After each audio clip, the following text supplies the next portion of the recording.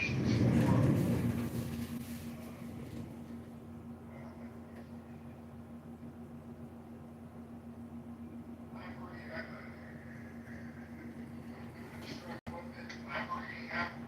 I like to read about quantum theory, relativity, string theory, that kind of stuff. I can't do the math by any stretch, but I love the ideas and the concepts. And one of the things is that I'm reading about in there is something called quantum jitter. And it's dramatic, unbelievable swing changes, turns and twists and everything. And our politics has become almost akin to quantum jitter, rather than the slower Newtonian physics of a smooth universe with the Earth circling the sun, the sun rotating within the galaxy, the fully open stars. But somehow we got to get rid of the quantum jitter. And the other thing that I would hope to do is to find some way to reach a fundamental agreement on what the problems are before we go tearing off into what the solution is for a perceived problem. I believe one of the reasons we have so much great dissensions, and I call it the great divide, if we can't even agree on what the problem is, and we start arguing about solutions without agreeing on the fundamental problem. I'm not trying to lecture here, but that's a deep question. But those are some of the things that I would at least think about trying to do. Much better answer than I would have given. Thank you.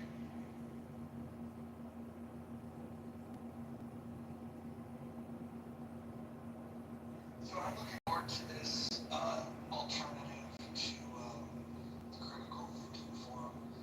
Just a place where people can get together, share their thoughts on topics, and not get shut down. It's my critique of that room is that the people that have the least insight are given the most talk time. There's no chat to push back on. There's no ability to rebuttal the nonsense that's said in those rooms. There was a person yesterday that made the comment that ICE agents are paid commission for each person that they deport. And I fact checked that, and that's a lie.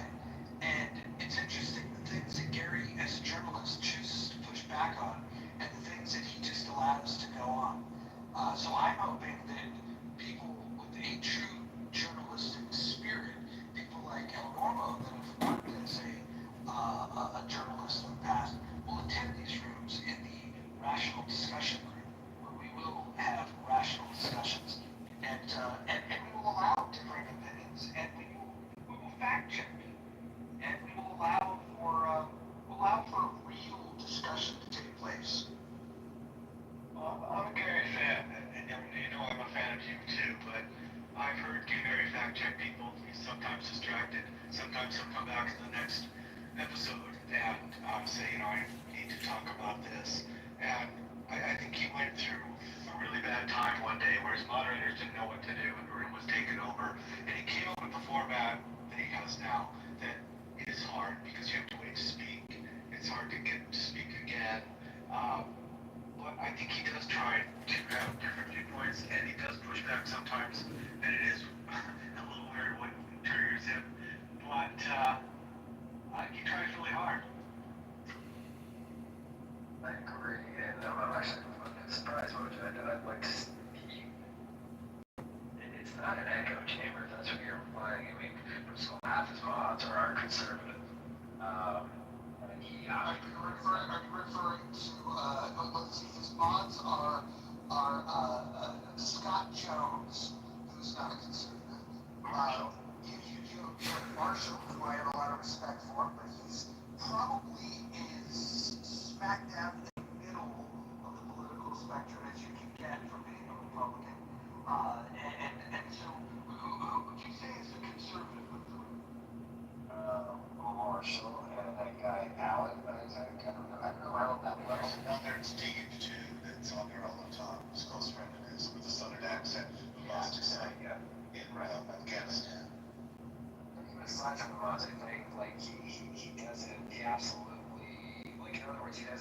corrupt an opinion, unless unless it's like a fact checking issue, perhaps.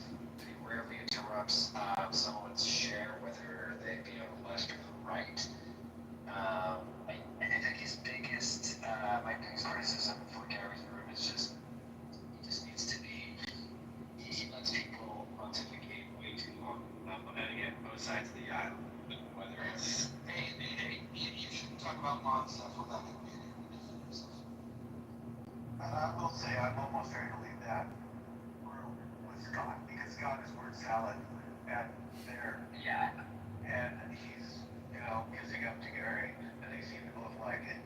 And I have a low tolerance for that now. Can we agree that, Scott sometimes can add interesting insights to religion conversations? His impersonation of Donald Trump is the worst ever. It's the worst impersonation of Donald Trump ever.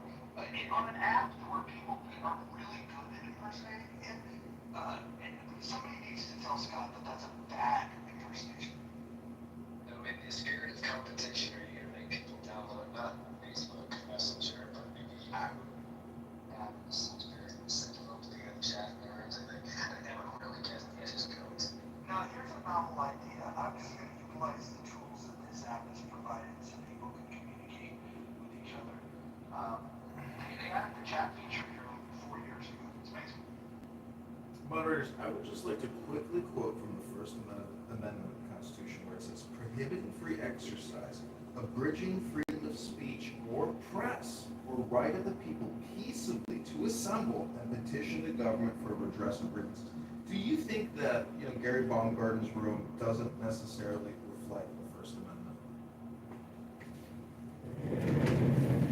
No, I don't think the First Amendment comes into play here. The First Amendment is the government can't restrict it, but as a moderator, you can do whatever you want. The question is the way that he restricts speech in terms of not allowing the chat and not allowing people to provide a pushback on people's comments. He doesn't allow for that. So basically, when people can make up lies and state them, they just get to stay. And there's people that are listening down below that might think it's true. In fact, the guy that said that the ICE agents were getting paid for every person they deport, there was a second person that said, I wanted to mention that too. And it's like, oh, so you want to repeat the lie. And so now it's been said twice, and Gary's still not pushing back on it.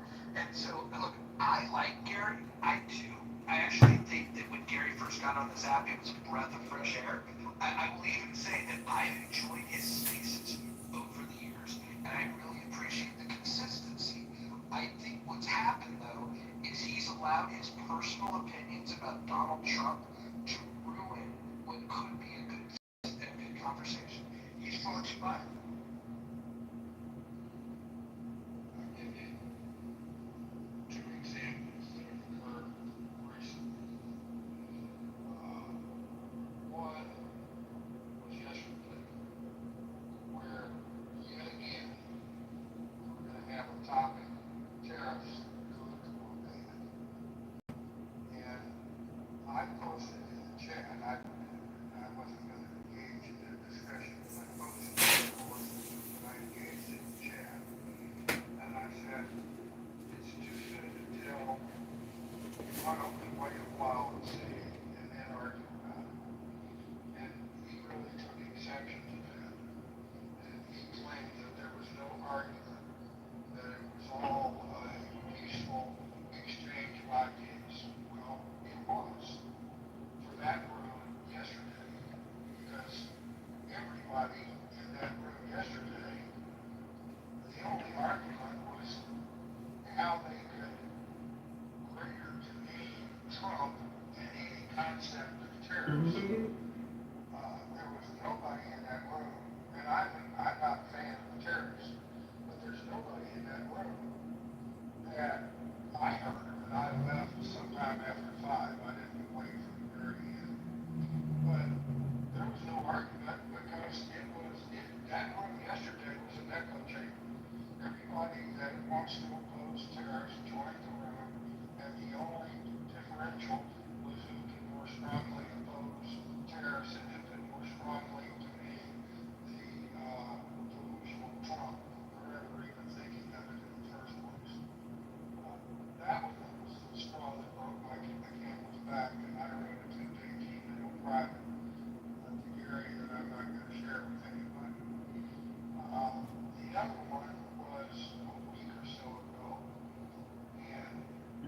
I can't even remember the topic of the room, but it was controversial. And I shared early, without any particular strong views, went to the audience, and over the course of the rest of the room, the rhetoric was again bordering on Trump derangement syndrome. I don't like that. I agree with Gary. That's a disease. I don't like that, but I haven't figured out the best acronym for it. But then I came back up on the stage, and because of the nature of the rhetoric that I heard, and I think I was the last one to speak, and I didn't try to counter the outrageous comments that were made. I just advised that there would be caution and careful analysis, blah, blah, blah. And Gary's response to me was, oh, you're in favor of polluted rivers and fleet, right? And I said, bullshit, and left the room.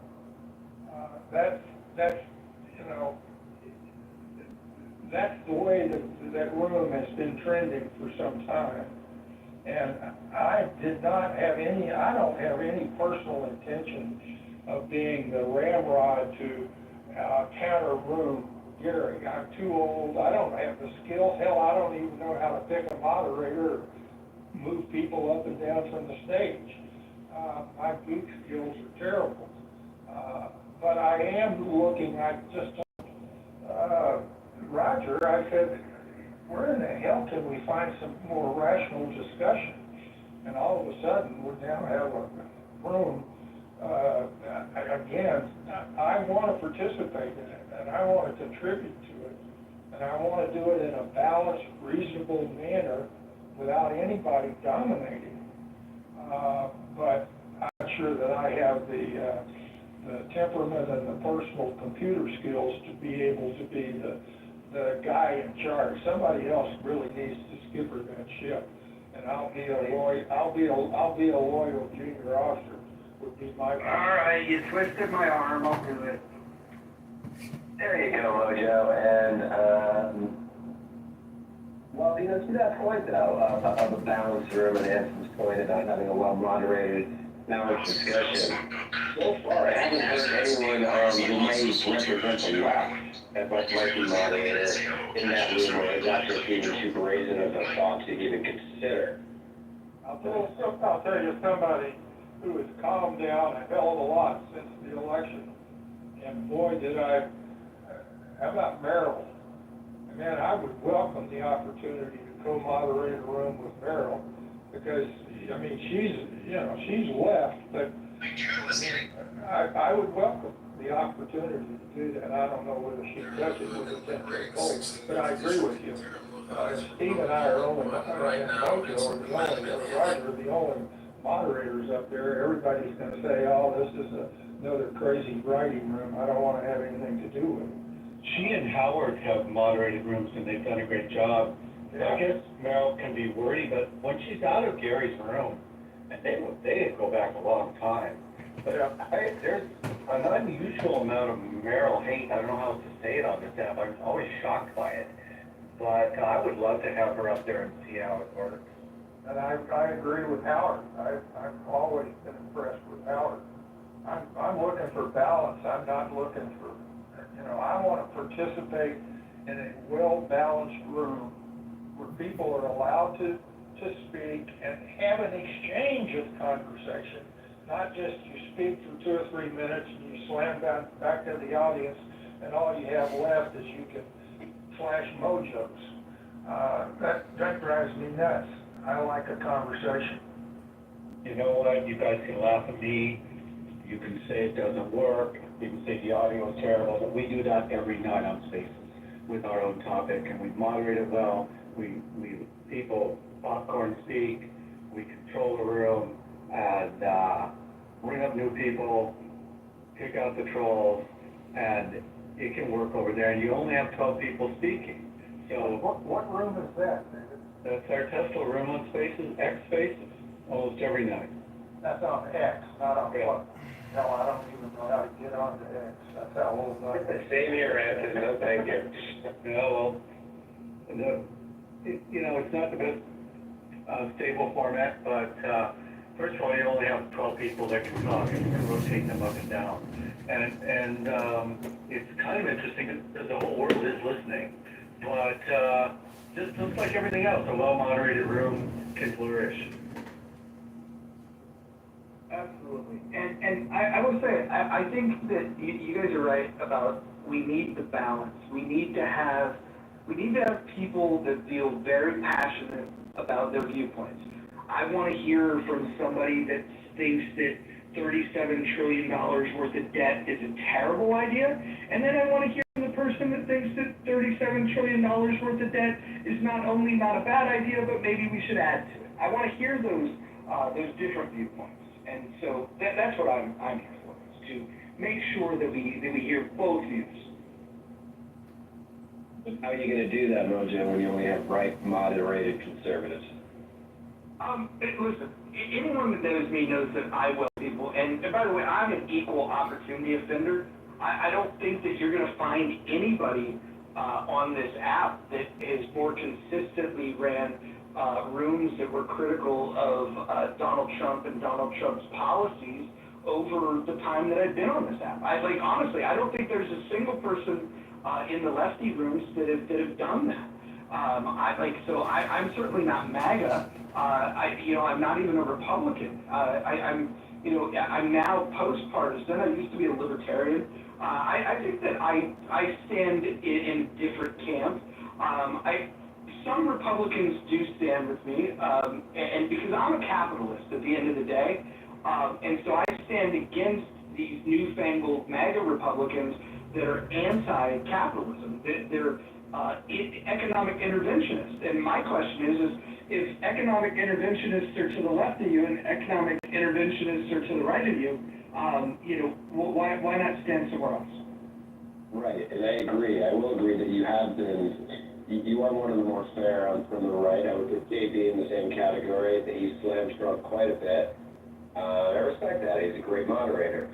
But again, maybe I'm not wording the question correctly. I'm not saying that you as a moderator are not fair. I'm saying, as Anson agreed with me earlier, when someone joins the room, and they look at all the green beans, and albeit as fair as you are, everyone with the green bean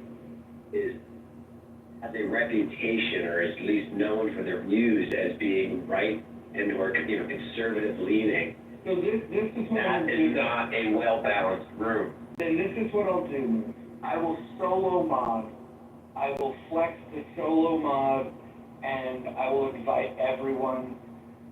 We will not. Look, if we could get balance, if we get real balance, if you got, if somebody from a very vocal member of the left wanted to, let's say if Aaron wanted to show up and to talk about the things that he cares about. He's been, for 4 years, he's got this talk point about the average American does not have $1,000 for a single emergency. If he wants to come and say that, he's welcome to. And if somebody else wants to push back, that's great. What I'm going to do, though, I will tell you, in this particular space, it's going to be a lot less about my opinion, because I think the error that I've witnessed with Gary is injecting his viewpoint, which he's biased. We're all biased, but I want to curate a stage where if Anson presents an idea and somebody presents a counter idea, I would like, rather than going to the next speaker that wants to change the subject, I'd rather them go back and forth a little bit and maybe even put a poll in the room of see how it's tracking, that sort of thing. Boy, that is superb, but Moose is right. We've got to get people from the left, at least reasonable people. I mean, if we get trolls from the left, and by the way, I don't mind being a co-moderator with you, Roger, but I don't need to do that either as long as, but I mean, if it's going to be a balanced room, we've got to get a balance, a divergence of opinions. but we also have to be damn sure that we are arguing about a problem that we mutually agree is a problem. You know, rather than, we don't even have a problem with 20 million people residing in our country that are doing so without the permission of the government. Some people don't even think that's a problem. Well, if you don't think that's a problem, then trying to find a solution to it is going to be counterproductive, if you get my gist. I'm going to say one thing, Anson. I'll be real quick. Even if you don't want to moderate, you should have a moderator badge because you can interject more quickly and guide the conversation. And believe it or not, if you can run a submarine, which I think you did very well, and you're a graduate of War College, you can learn the buttons for moderation. I honestly, you know, this would be like a wardroom discussion on whether we should go right, left, or stay where we are with the whole wardroom, even though I'm the skipper, and will make the ultimate decision. If I won't be the skipper of the room, I won't make the ultimate decision, but I certainly know how to stimulate conversations. And as long as we stay on topic and agree, again, I can't, you know, sometimes I have a hard time trying to figure out what the problem is that we're arguing about. Well, we'll give you a nuclear button too. Well, back in the day, one of my nicknames was Reactor Red. And I did have red hair, I didn't have gray hair.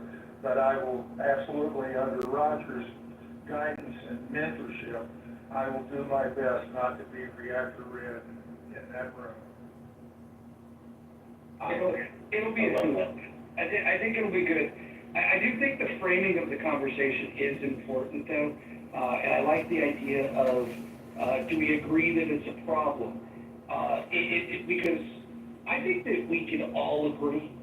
I think most rational human beings can agree that $37 trillion worth of debt is a bad idea. And then it comes down to, well, what's the solution? And some people might argue that you just need to print more money.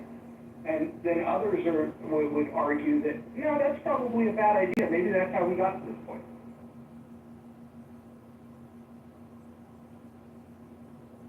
So what does Moose say? Moose, you're a man of the left. Why don't you come and represent the left? I thought Moose. Do I have to sign any contracts or NDAs? Repeating yourself all the time. No, Moose, you just have to show up and speak your truth, your lived experience.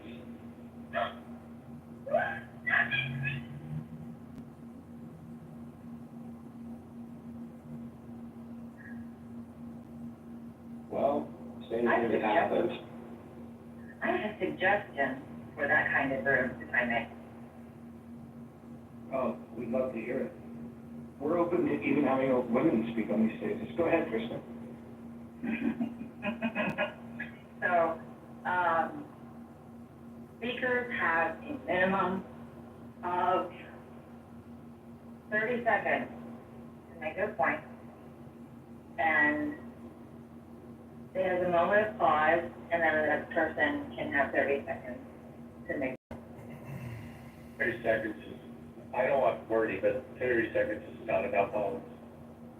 Is it about what? I agree with where you're going, so people aren't going on for 5 minutes. I believe a minute might be a better. You can realize how long 30 seconds is. I speak for a living in a group that Yeah. are timed. Okay, I know how long. Oh, yeah. So, what if I give a visual cue? You guys okay with a visual cue? This is the one that I give. For what? To let people know that. To wrap it up, when he has somebody, but it doesn't get from somebody pointing at his watch. Yeah, Well, what I'm saying is, if you, to come in for, I have to try very hard in order to be concise. And I think that it would be great, it would behoove everybody if they tried to as well.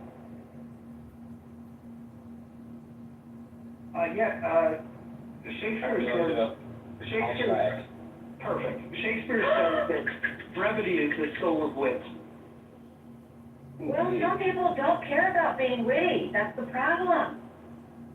Some people just like to hear their own voice, I agree. Good Lord, they just like to get up there and let me tell you about all these things. And then here, you guys have never even heard about these things because you guys have never even heard the news in the past 6 months. There's another great one. James Rosenzweig can't come on? To your point, Mocha, I think, there's, what is it, I think, believe the quote is, say much with few words. Or, excuse me, don't say little with few words. Stand by.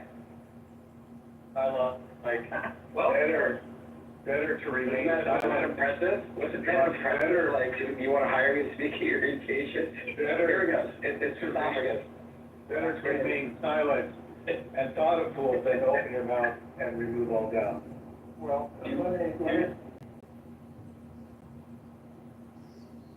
Much to assume, thank you. Let me offer a counter perspective to Christian's suggestion. John asked me, I think that John asked me a question that was a tough question. And I probably took, I don't know how long it took, but I was struggling to come up with an answer that was going to be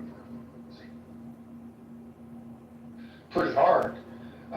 But I hope I was making progress in articulating and holding the attention of the room. So as long as somebody is doing that, then a reasonable amount of time, 2, 3 minutes, something, give them that, I don't want to turn this into, you only, like Twitter or whatever it was, where you could only use 140 words. If we go back to that, then the ability to have an interesting conversation. I mean, how would you like to have a conversation where you can only speak for 30 minutes and 30 seconds in a conversation? I mean, we need to stimulate conversations that are meaningful, offer a divergence of views, are rational, and are polite and respectful. I concur. However, I have to rebuttal because as a female, I'm often cut off in these rooms. I notice that other women are cut off as well. They do have a tendency of being as possible in addition to all the other people. I would say that Monica and Isa are excellent at not being moved by other people giving kind of distortions or trying to interrupt them and other things during other manipulations during a conversation or something like that. But it's just one of those things that some people don't mind interrupting, some people don't mind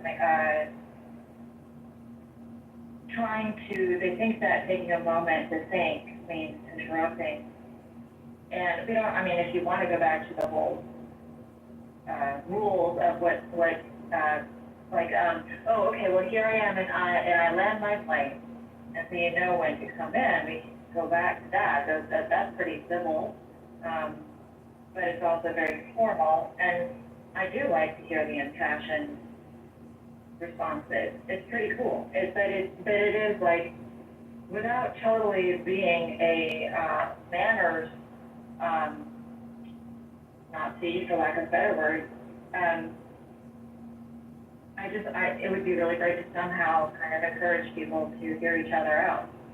And perhaps timing maybe that perhaps not. So, Kristen, I appreciate the Yes, darling. I appreciate the comments. I would propose that we go back to the original format that was respectful for the vision impaired that were on the app. And at the end of our submission, we would say, my name is Mojo and I am complete. And then once you say you're complete, then you're done. I like that. I like what Kristen said. Sorry, go ahead, Kristen. Quick background here. I don't want to just do it. Yeah, I was just gonna say real quick, so I have to go, but I like that, when Kristen shared shared, and I agree with you, Mojo. Let's go back to season one. And further, I would say, since this is a new house, I think it would behoove us to go over some basic house cleaning rules, what will not be tolerated. Okay. Yeah. This is good. Let me read the rules to the current house that we're in. Yeah. But so bring me later. I'm happy to do this as an experiment and mod with you.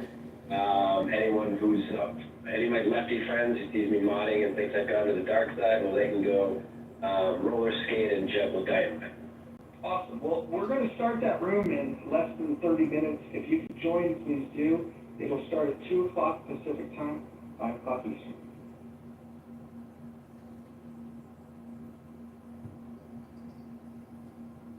Oh, Bob, you're with Andy? I came in, I'm thinking of this, because it's never crossed what we started to take part right now. Are you the same Andy that I've been exchanging views with of late? Because you're new to me, okay. I like your style, and if we need women out there, I would really love to participate in those kind of conversations with you.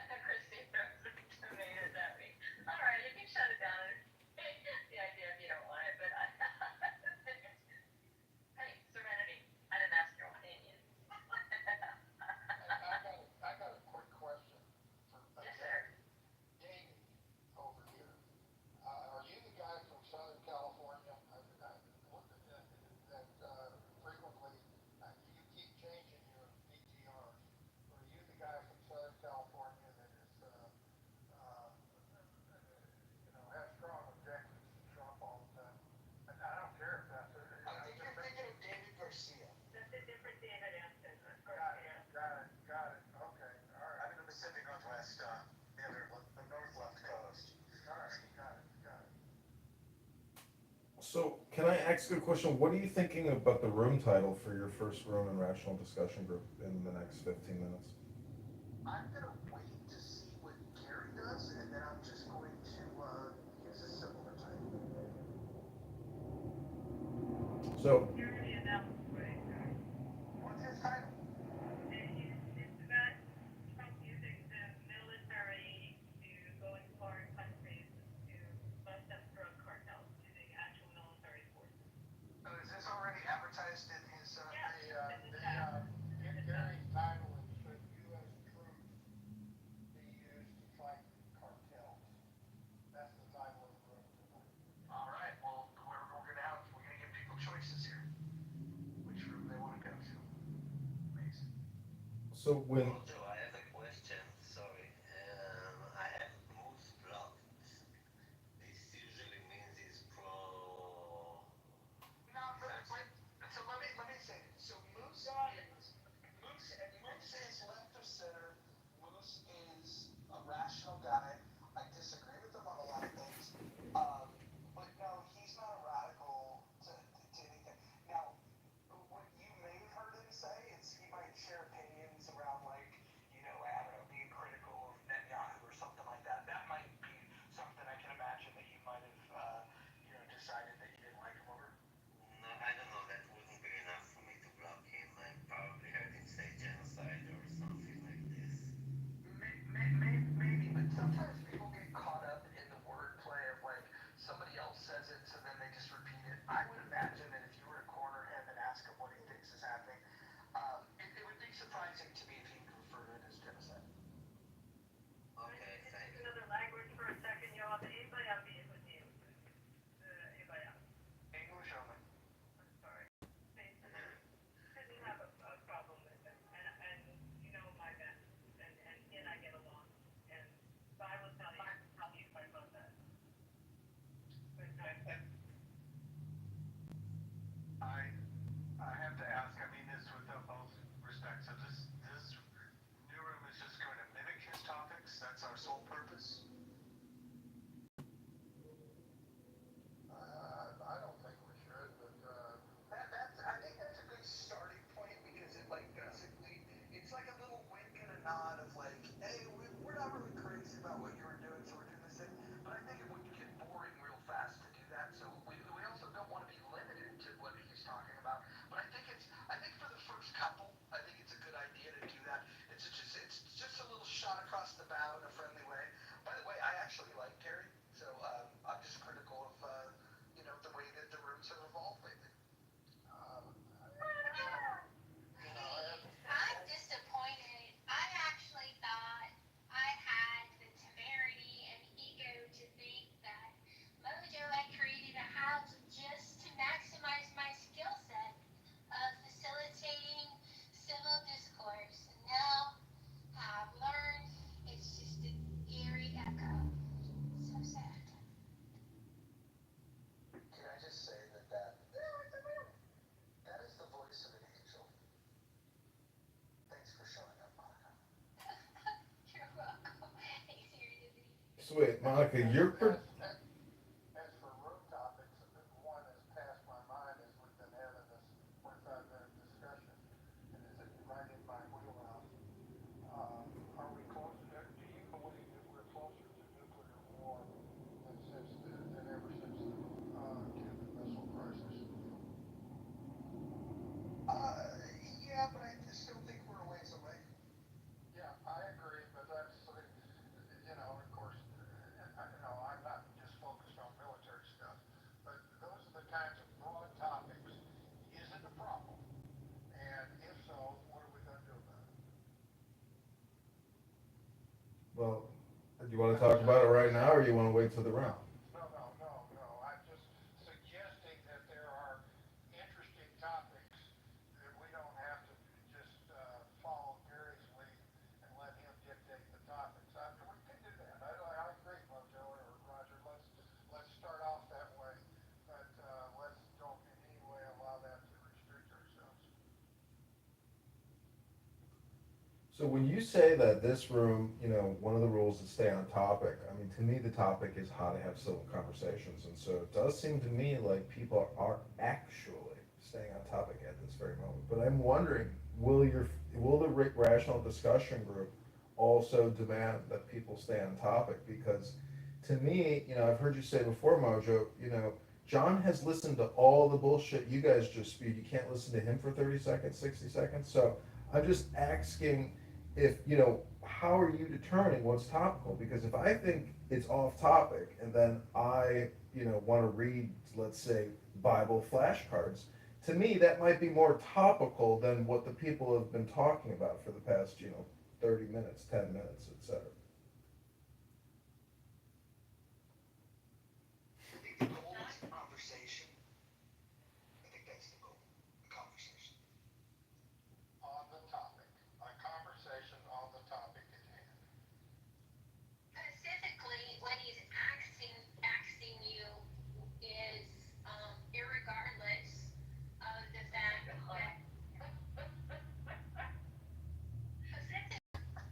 he is asking if he can derail conversations with impunity. That's what I heard anyway.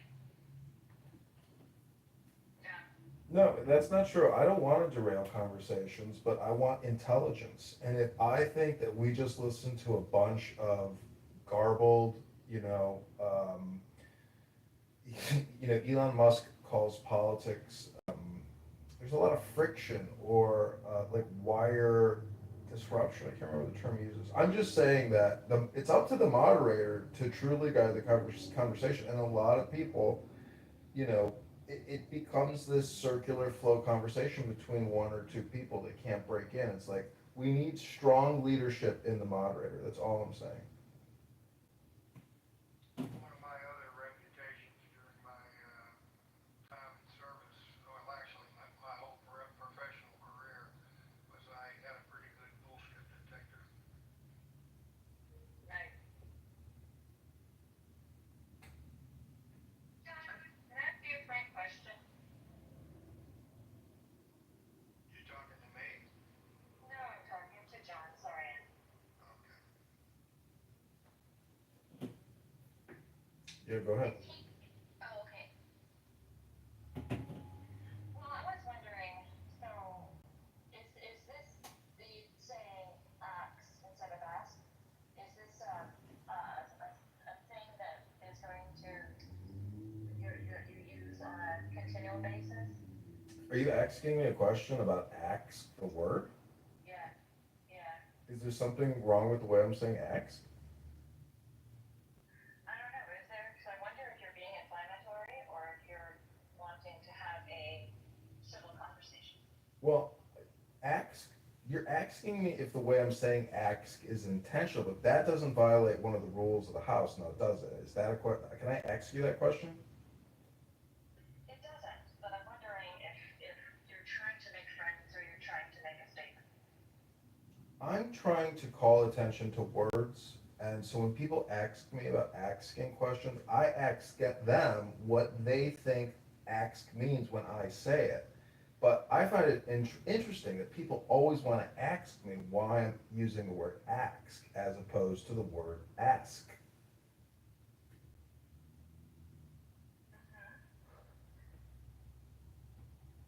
Can I ask you a question? Hanson, is your bullshit detector going off? Just checking. Yes.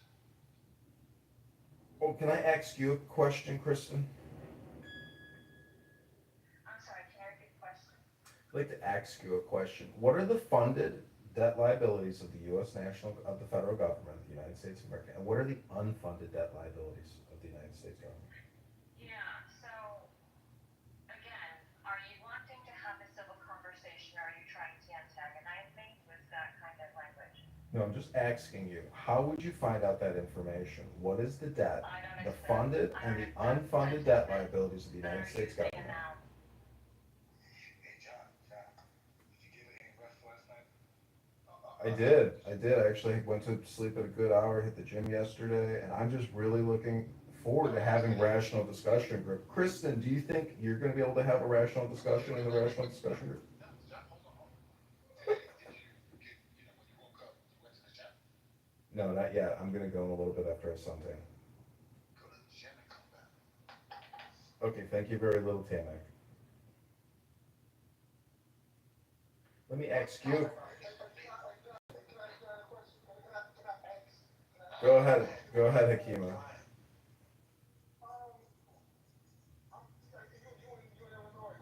Correct. I'm in Chicago, Illinois. No doxing now.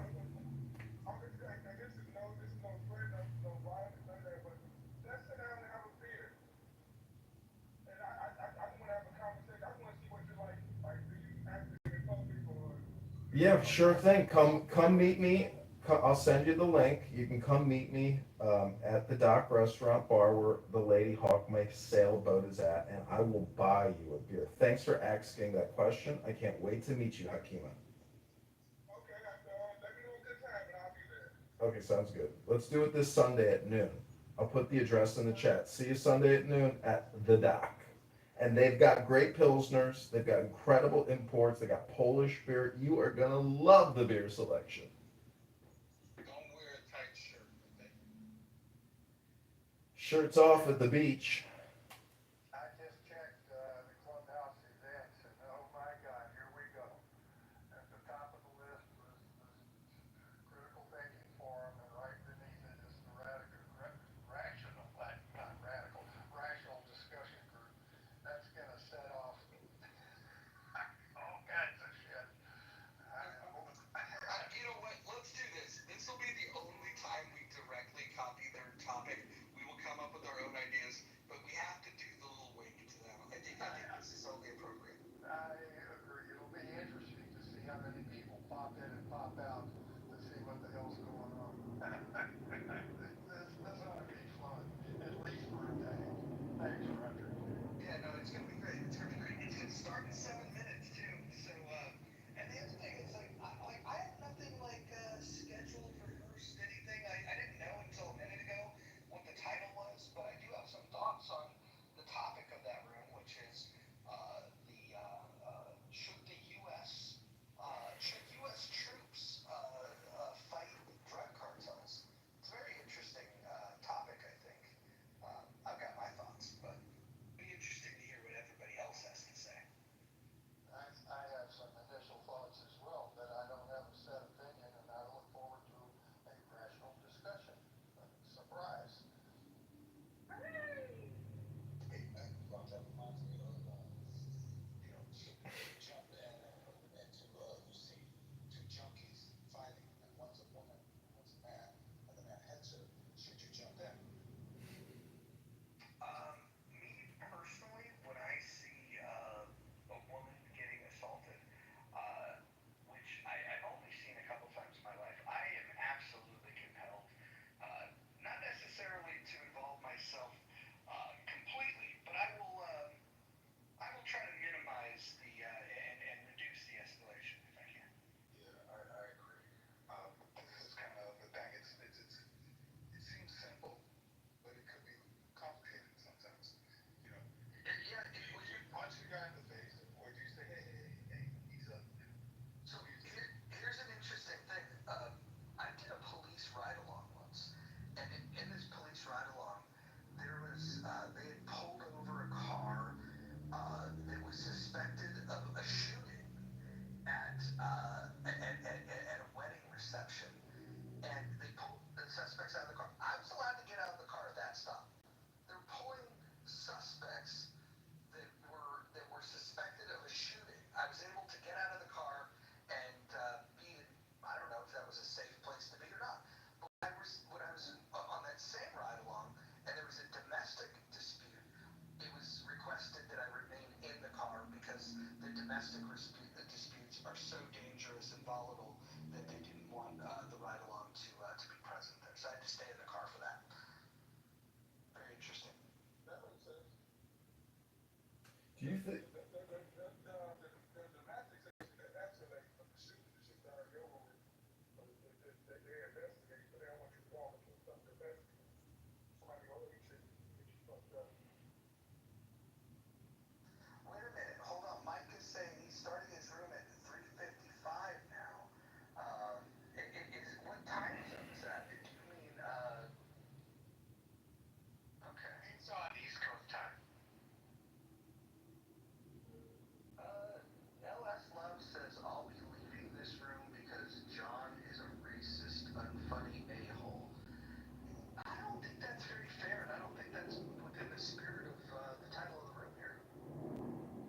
Well, actually, if I can ask that person a question, if you think the word ask used by me indicates that I'm a racist, I would just merely point out that you're being fooled by a speaker using words intentionally to gaslight you. And part of, stoicism, enlightenment, deals with, in my opinion, how do we deal with people's communication? Because the brain automatically responds to obnoxious, people, and you will meet obnoxious people, dirty people, smelly people, loud people, all day, every day. So what I'm trying to demonstrate is. Pause that thought. Monica, can you, I'm gonna go open that room. Can you post it so people can, move over there? By the way, I don't know why Christy is riding the nuts of Gary so hard. There is nothing that Gary has ever done for Christy, ever. So, Monica, if you could go ahead and put that in the jumbotron above, that would be great. I'm gonna go over that room. Monica, can you do that? Are you listening? She'd be right back there. Okay, Serendipity, are you able to do that? Yeah, I got you. Okay, perfect. I'm gonna go open it. Thank you. Okay. This is going to be exciting for people in the audience who may not be aware. Mojo, the positive vibration experience, is opening up his first room in Rational Discussion Group, where he will be parroting Gary Baumgarten's War on Drugs. Should we use Pete Hegseth and the Pentagon to attack international narco terrorists? Very shortly. Oh, what's her face left? Oh, she's going to go get the link. And then she's going to pin the link at the top, and you're going to click through and engage in the new Rational Discussion Group.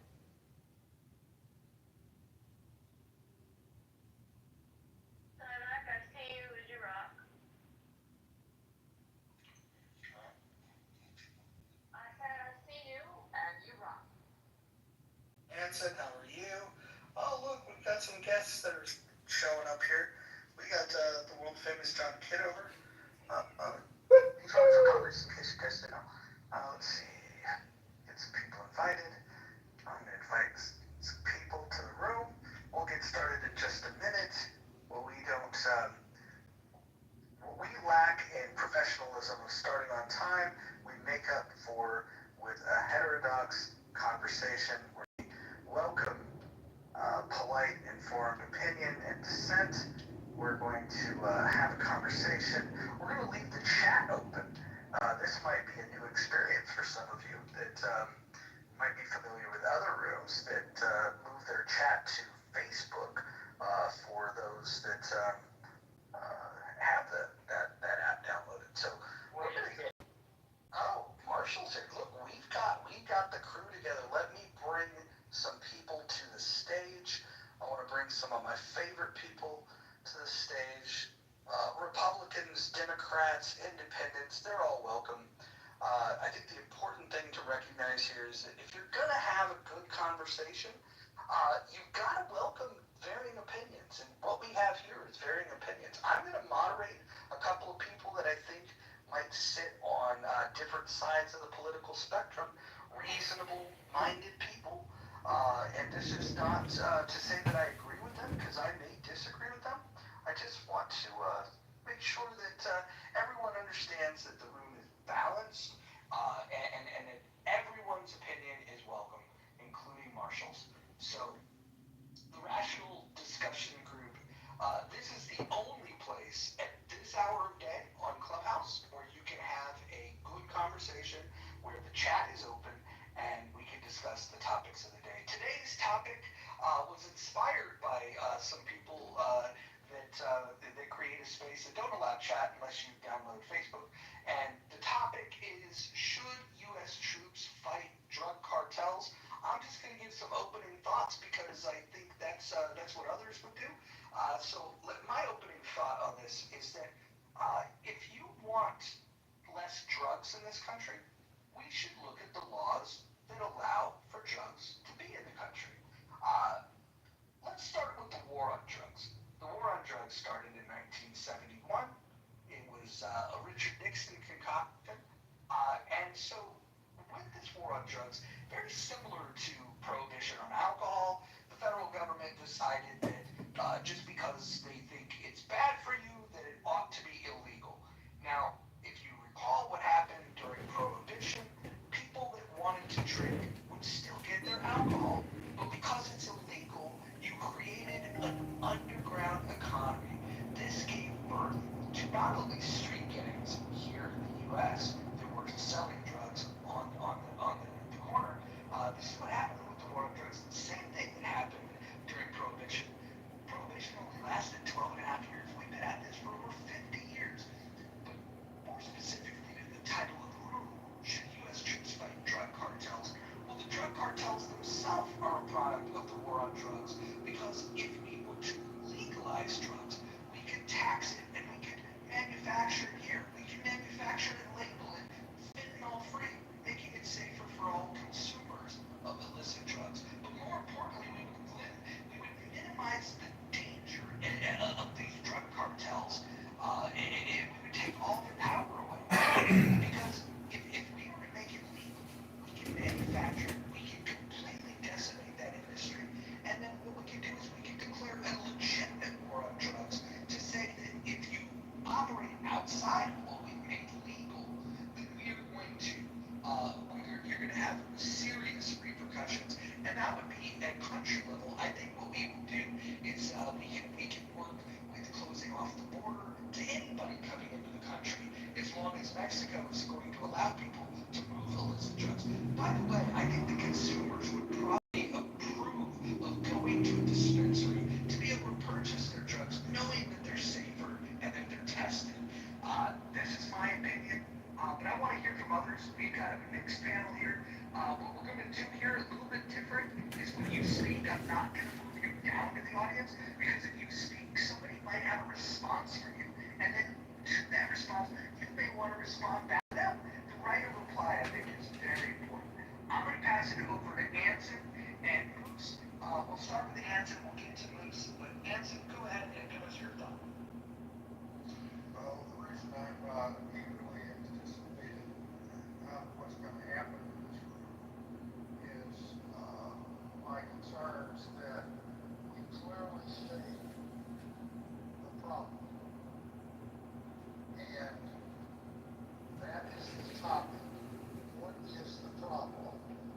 And then we can, if we agree on the problem, but disagree on solutions, that is a legitimate debate, properly and calmly and rationally held.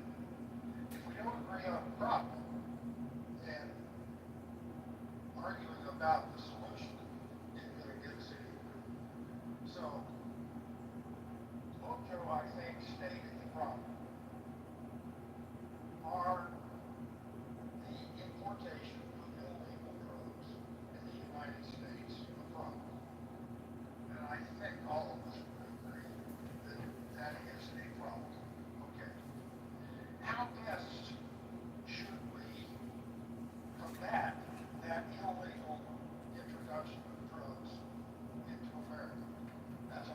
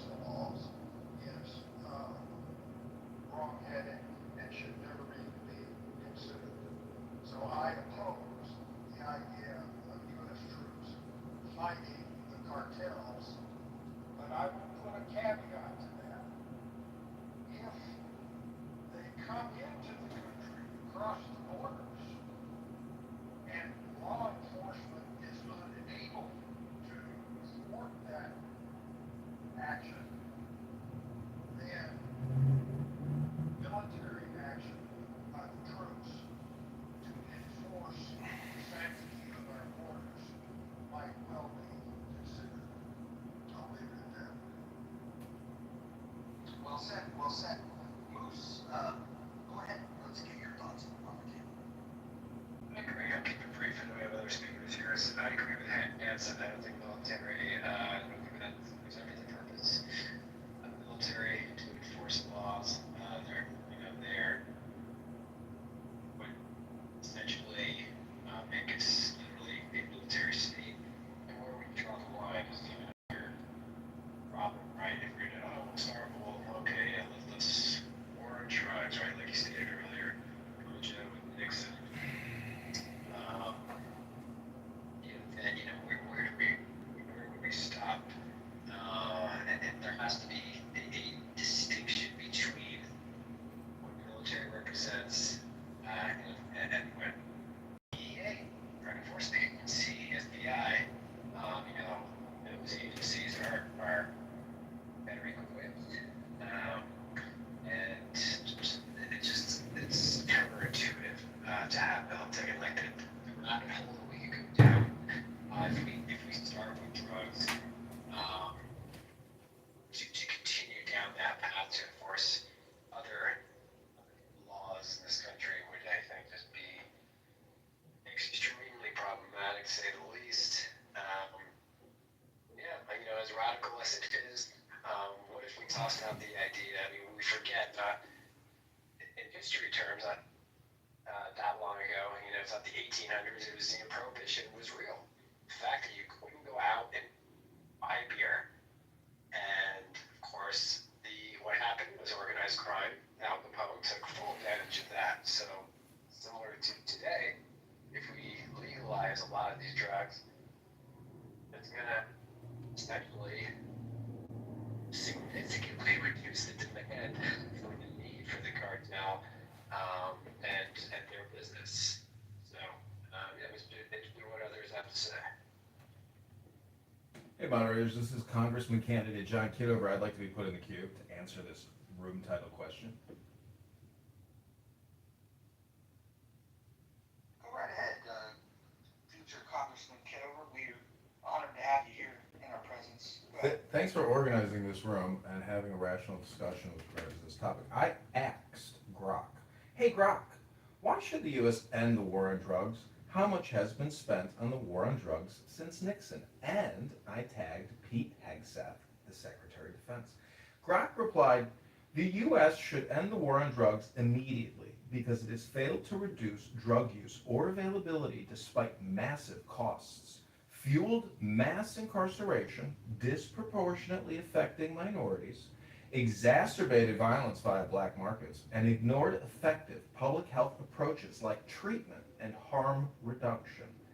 Diverse analyses, this is all cited by the Brookings Institute and the ACLU, show legalization and regulation saves lives and money. Since Nixon in 1971, over $1.2 trillion has been spent per estimates from the statistic in the White House Budget Office. That's the first thing I wanted to say in regards to title. This is what I wrote.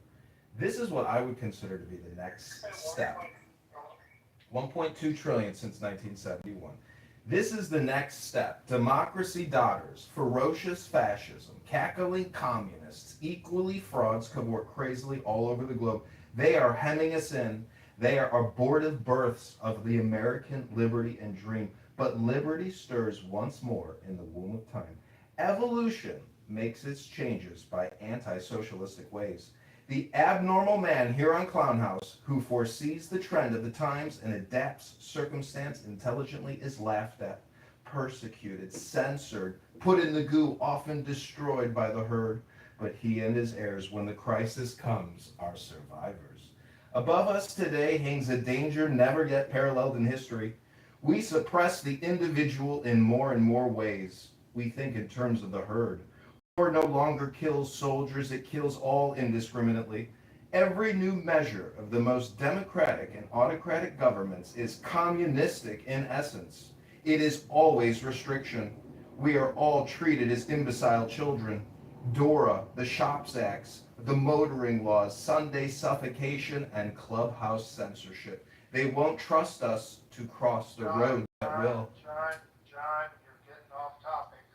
Well, I'm just about finished. When I'm finished, I will say I am complete. Fascism is like communism and dishonest into the bargain. The We're dictate. not discussing fascism and communism, we're discussing military troops to fight the drug cartels. Thank you very much. Well, the moderators have spoken. 30 seconds to give us your opinion on whether U.S. troops should fight drug cartels? Sure, absolutely. The United States military should not use their most precious asset, our troops, to attack international narco-terrorist organizations. Instead, we should no longer allow illegalization and incarceration of Americans who choose to use intoxicants. In fact, we should let out all prisoners in all U.S. prisons who are there for using drugs.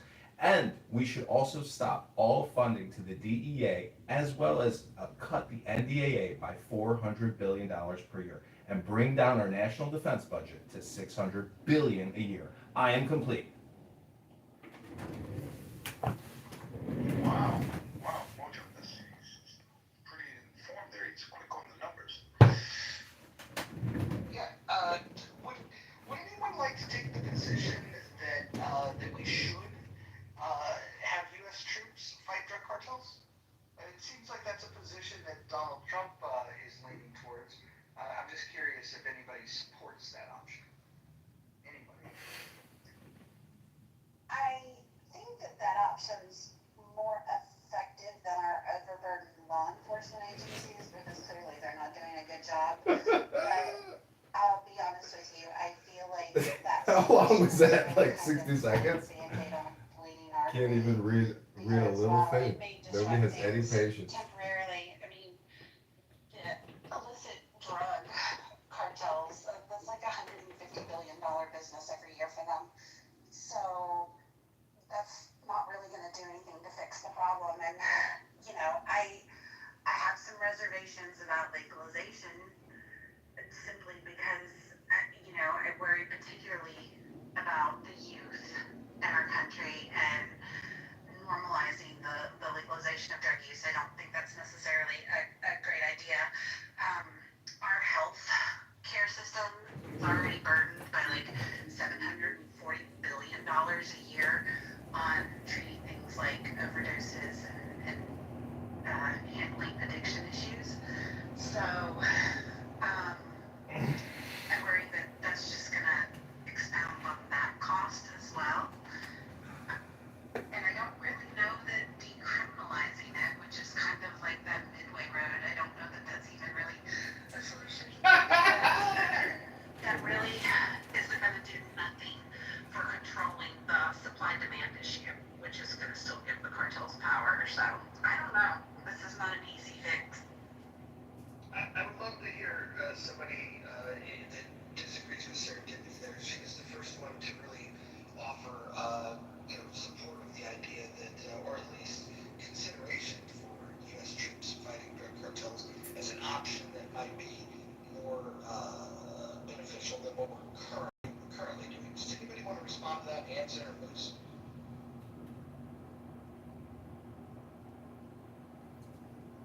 I want to inject a different question based on what Sarah Tippett said. Everybody here agrees we should use the troops to fight the cartels. But she said that law enforcement is not doing a very good job in fighting. First of all, again, we got to be careful. Are we trying to stop the importation of drugs across our borders? Yes or no? Of course we are. Law enforcement is trying. But the other problem is once the drugs are here, how do we enforce the current laws? Is the inability of law enforcement to do either of those a result of inept law enforcement, or is it a result of the laws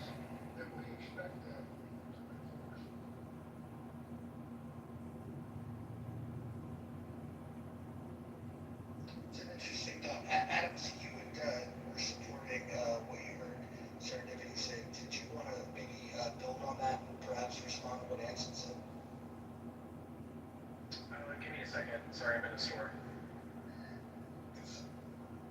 But there's a, I'm not nowhere near as educated on this Wisconsin, but if it's on, but the gut tells me that, you think of, where you think of allies, right?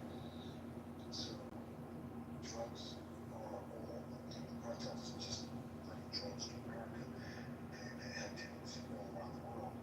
It's just the big cartels, right? So it would be one of those situations where you need allies around the world to combat the takeover of these governments where these cartels are in the government. And yeah, it's very complicated. I don't know how to answer this.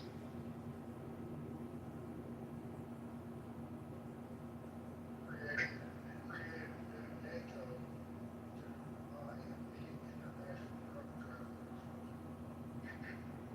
Yes. Yeah, but you have to choose wisely because they have all the money, right? The corruption. Corruption is people being bribed and paid off to go against this type of mission like this. Again, I think it has to be a global thing. Yeah. Do you think we should talk about the role that China plays in the fentanyl getting to Mexico before the fentanyl makes it into the drugs that come across the border that Americans are addicted to? Maybe we should talk about the role that China plays and what we can do about that, and maybe even talk about is this China's retaliation for what we did bringing opium to them?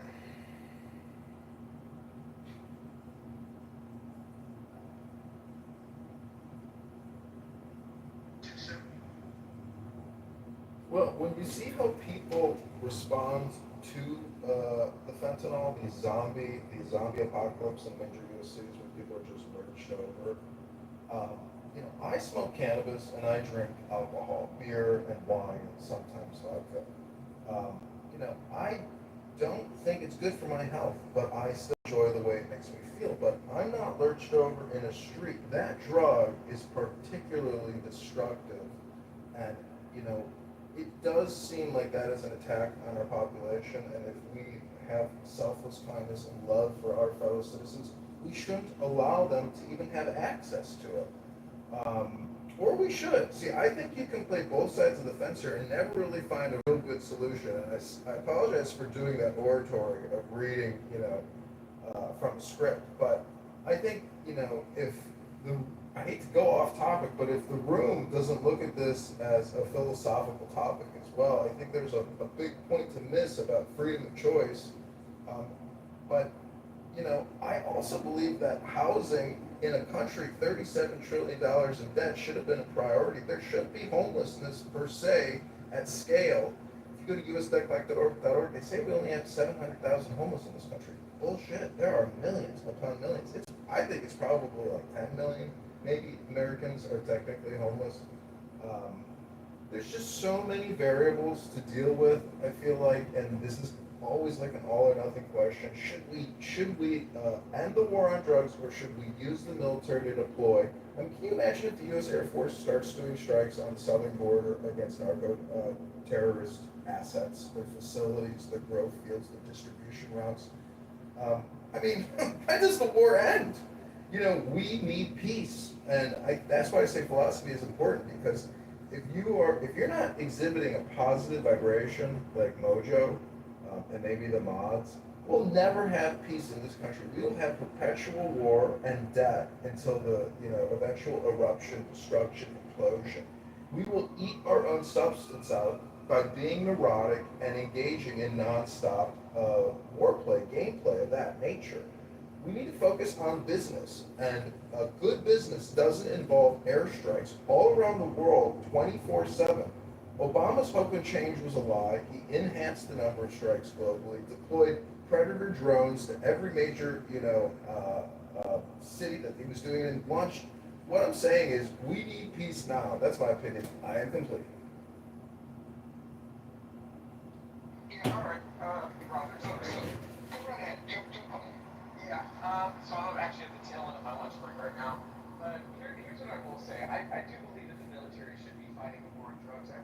agree with serendipity in that law enforcement, both on a local level and a federal level, have failed miserably. They've allowed themselves to become corrupted themselves as organizations. They've allowed you pass as they continue to protect their own without looking at the aims of protecting the American public. I do believe that more lethal force should be sanctioned at the border.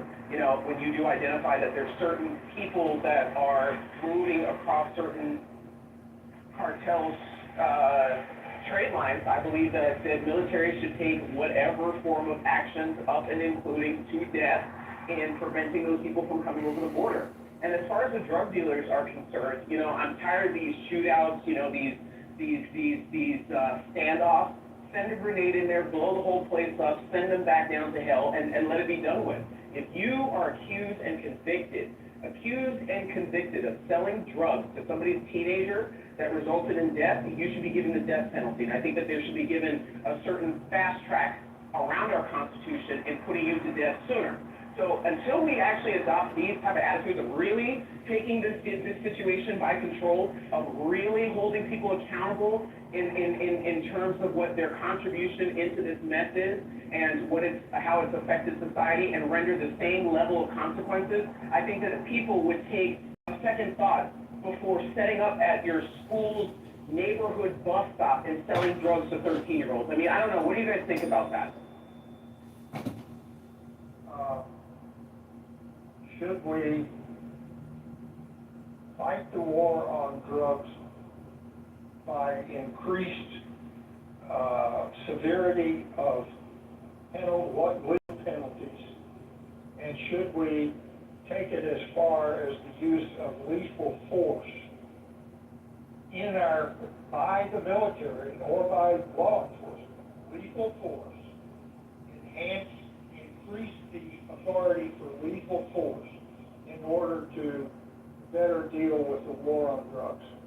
I can tell you, I adamantly oppose that, but I sure would like to hear somebody supportive of, and I respectfully do that, Doctor. I oppose it, but I sure would like to hear somebody endorse it. So I'm going to endorse it from the standpoint of experience. Wait a minute. I asked for somebody else. Okay. Yeah, sure. Okay.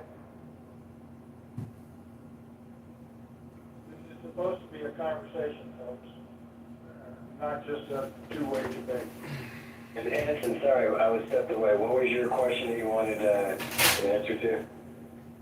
Should we better fight the war on drugs by dramatically enhancing legal penalties, including use of the death penalty, and using lethal force on the border and in our streets, increasing the use of lethal force in order to better fight the war on drugs? That's essentially what Doctor was advocating. I'm not going to go point by point to rebut that, but I sure would like to hear somebody, if they endorse or oppose what the doctor just proposed. Gotcha. Well, I'll say real quick before somebody else wants to go. Apparently California, as of this year, Prop 36 addresses specifically that, where if they're able to prosecute, they're able to pinpoint an OD, mostly around fentanyl, but I'm guessing it's around other drugs as well, to the dealer, they potentially could be charged for homicide, or at least involuntary manslaughter. But that is using existing laws with more rigor. It is not increasing this. It is not using the laws to increase legal penalties and use of lethal force in our streets and on the borders. I could answer this for you, Captain. Sir, with all due respect, I would disagree with it. But I would agree with you if it's the only plan to target cartels and not fundamentally work with the Mexican government to help shore up some of their, in some facets, to help build their economy so that the people could work. But sir, with all due respect, these cartels traffic, kidnap, ransom, torture, they take wholesale groups of people, and I don't know, sir. Like, if I have received that order, I have no problem sending them to go meet Davy Jones. And I would do it gladly over and over again, just because of the level of violence and human degradation that they bring out to the world. I don't know if it would fix America without other internal policies. I'll leave that for the people that are smarter than me. But as somebody, I would say, let me at them, sir, and I promise you they won't cross a single line. Would you use that same, if you were ordered to go into the streets of America to do what you just suggested to do, as opposed to going across, or were you restricting your comments to moving across border to engage with the cartels in their own territory in Mexico? I would never want someone like me deployed on the streets of America. Americans don't want me on the streets of America trying to go target people. I'd leave that up for the domestic forces. You would want us, or and particularly you, guys like you, to target outside of that. That's our rule. That's our area. Like, internally, that's up to the people here. You have to decide what kind of stance and policies you want domestically. But should we bring in people that are, should we allow these people to prey upon our citizens, rape them, kill them, murder them, torture them, and put them in, it kind of urged me on that. I say let us go and draw the line at our borders and let the domestic policies get them. Yeah, so I want to jump into this real quick. So we have models that look much different than the U.S. model. If you look at, for example, Portugal, where they legalized drugs, but they also destigmatized it and opened up a lot of rehab facilities to make sure that they could help people that suffer from addiction. This was the Portugal approach, which was very libertarian in their desire to allow people to do what they want to do, but offer them the help that they might need. If you compare that to a zero tolerance policy, such as Singapore, where they have harsh penalties, small amounts of drugs will result in many years in prison and even being caned. They also have random drug testing for the individuals, as well as compulsory rehabilitation. If you are caught utilizing drugs for the first time, they will put you in rehab and even offer long-term supervision after you're released.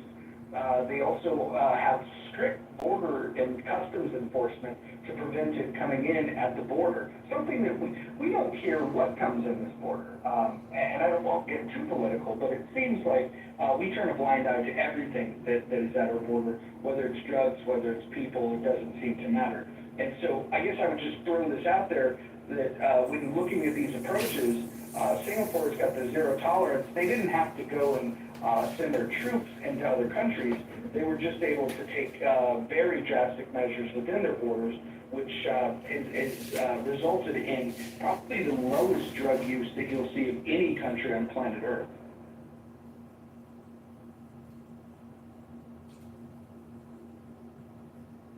Feel free to respond anytime. I don't know if those models would actually work with the Mexican cartels or the Canadian cartels, for the few that are doing their stuff up north. I don't know if that model would actually work over here with the stranglehold and the weaponry that the cartels have. I mean, well, let's not forget, the cartels actually have a significant stake in agricultural products, so they're shipping them over mixed with their drugs, but of course they're sending over agricultural products. I think we could lock down the border. I think we could do a better job in the Gulf. And I think domestically you could say, hey, we're gonna remove some of these scheduled drugs, and we're gonna do you. It hasn't looked so great in Oregon, Portland in particular. I do know Portugal is suffering some problems. It hasn't gone quite as smoothly as people like to elaborate. So I don't know what the correct answer is, but I don't think people should be in prison because whatever they want to do to their body, they should be free. But I also don't think we should have the Mexican cartels hooking people on and then killing them with fentanyl or other drugs as well as trafficking kids and arms and weapons and money. Like all of that combined, I feel these cartels prey not only on the Mexican citizens, but also on United States citizens. And I think we can do better cooperation with Mexico and even the Central American countries at large. I've got a quick question for you, Brad. If Mexico and Canada take strong exception to you and me as military members going across their borders to fight the cartels, how do you deal with that? And second, I would observe that this whole discussion is been centered about how we can reduce the supply side of the equation. I have yet to hear, other than legalization, even that doesn't do it. How do you address the demand side? So I'm not a psychologist or a doctor on this. Sir, you and I both know the sea lanes and the seas well enough to know that how they're getting them across. I mean, I literally am looking at a map on my wall that has my old routes on it, and from the interventions and the targets that we had. I mean, we know what they're doing. We know how they're doing it. We know what types of crafts they're using. It's not hard to just go ahead and do it. And if the countries don't want us there, we can do simply what we did to North Korea. We can just contain them and corral them into a port. We can lock down the land barrier that's ours, and they can just make all the cocaine they want to. It's just not going to be sold anymore. And we can definitely achieve that. I mean, some of it gets smuggled, but we could achieve it. As far as domestically getting people off drugs, I don't know. America's weird. It's not like other nations. We're never happy with just what we have. It has to be bigger, better, faster, stronger, or more potent. I mean, we went from peace, love, dope, and marijuana in the 60s to now, like, I mean, the 80s was like full-blown coke, and now we're talking about fentanyl. And it seems every 10 years, 20 years, it seems like something bigger, better has to come along for Americans. We're just never happy with just a simple joint. Even marijuana is not marijuana from the 60s. Today, that shit is, good luck with that. You're not going to find it. I've never heard people talk about THC levels and how excited they are to walk around like a zombie just from inhaling or taking in THC. So, I mean, I don't know.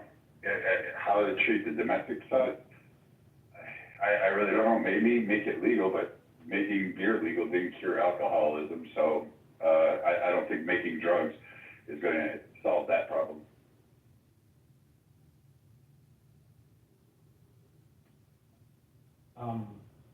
I wanted to come up and give the perspective of someone that is on the supply side, the traffic side, most of it, because we don't produce, but I am in Guatemala, so we don't produce the drug, but we're the #1 gateway of it. So was the United States. So I put in a picture from the chat that I uploaded to my iCloud so that you can watch. It's a very old picture from, I believe it was Inside Crime that did it. A full report that since has been probably censored, but that was years ago. That was 2019, and it still is the situation. So most of the South America production of the drugs come through Guatemala, and yeah, that was one piece of data that you probably wanted to know. Show their true identity, especially women, online. But it's a difference between Gary Scott and Allen and Dismal.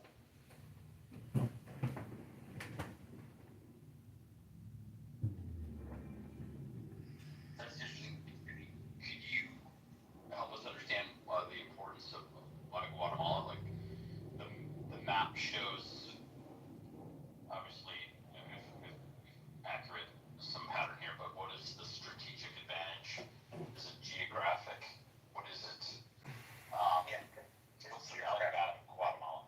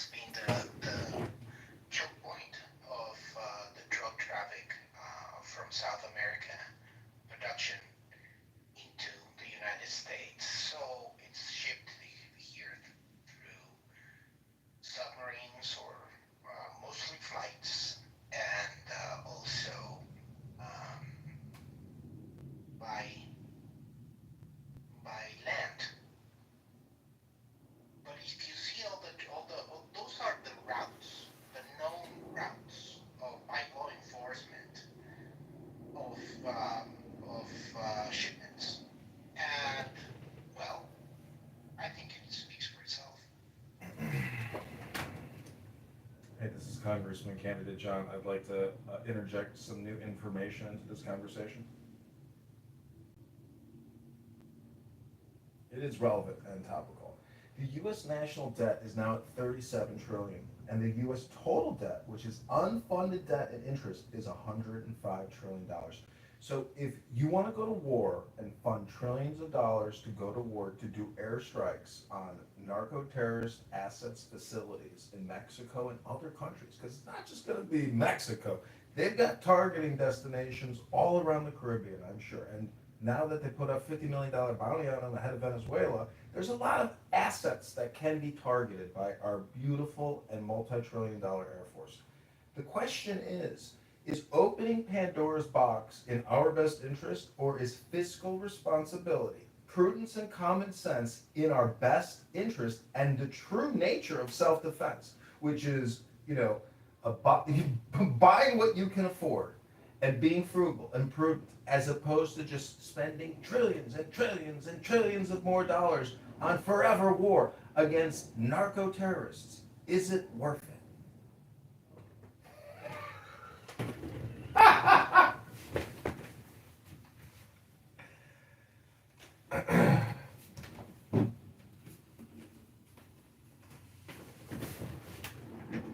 Oh, I forgot to say I am complete.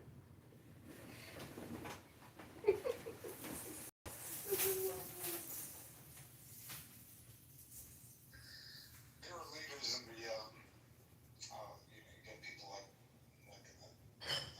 Andrew Robbins, Dr. George Spencer, and others that could make a difference in mental health around the country, and starting with young people, new ways of approaching life without, religion doesn't have to be ostracized in this way, because a lot of people that are religious use these kind of ways and approaching life. And when you talk about the usage of the drugs, most people, like you said earlier, John, you drink a bit, and you know it's not that good for you, but you're not an addict. You're not someone that has. Sell his house to feed his house. So, I do think it's illegal, and I do think these kind of people I mentioned, if they're working with the government, they would be able to influence families and children in a different way, that the end result of this would be that it would be pretty transformational, and that I thought the Night's Watch might make a man of you. Managed to stay soft. His religion on somebody. Something where families would be involved, children would be involved, and it would be common sense because of science and data, and the proof's in the pudding right there. So what would happen is just the knowledge of it is one thing, but in the practice of it is another. It's like going to the gym. You know you should go to the gym, but do you go? Right? So the follow through with these kind of different intentions would take a while, but it would be such common sense that families would want their children to understand these kind of things and these kind of exercises. I want to let all the racist white people in this room know that your next president is going to be a black woman, and I know that's triggering to you, but I think... Come on my eyelashes, Kamala Harris. You didn't have black women. Wait, is he taken? Is it a white man?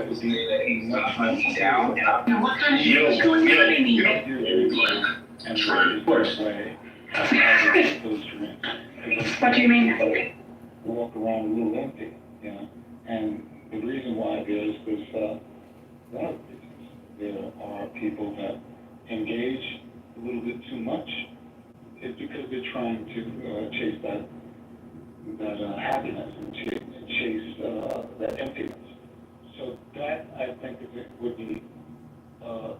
to use the word war on war.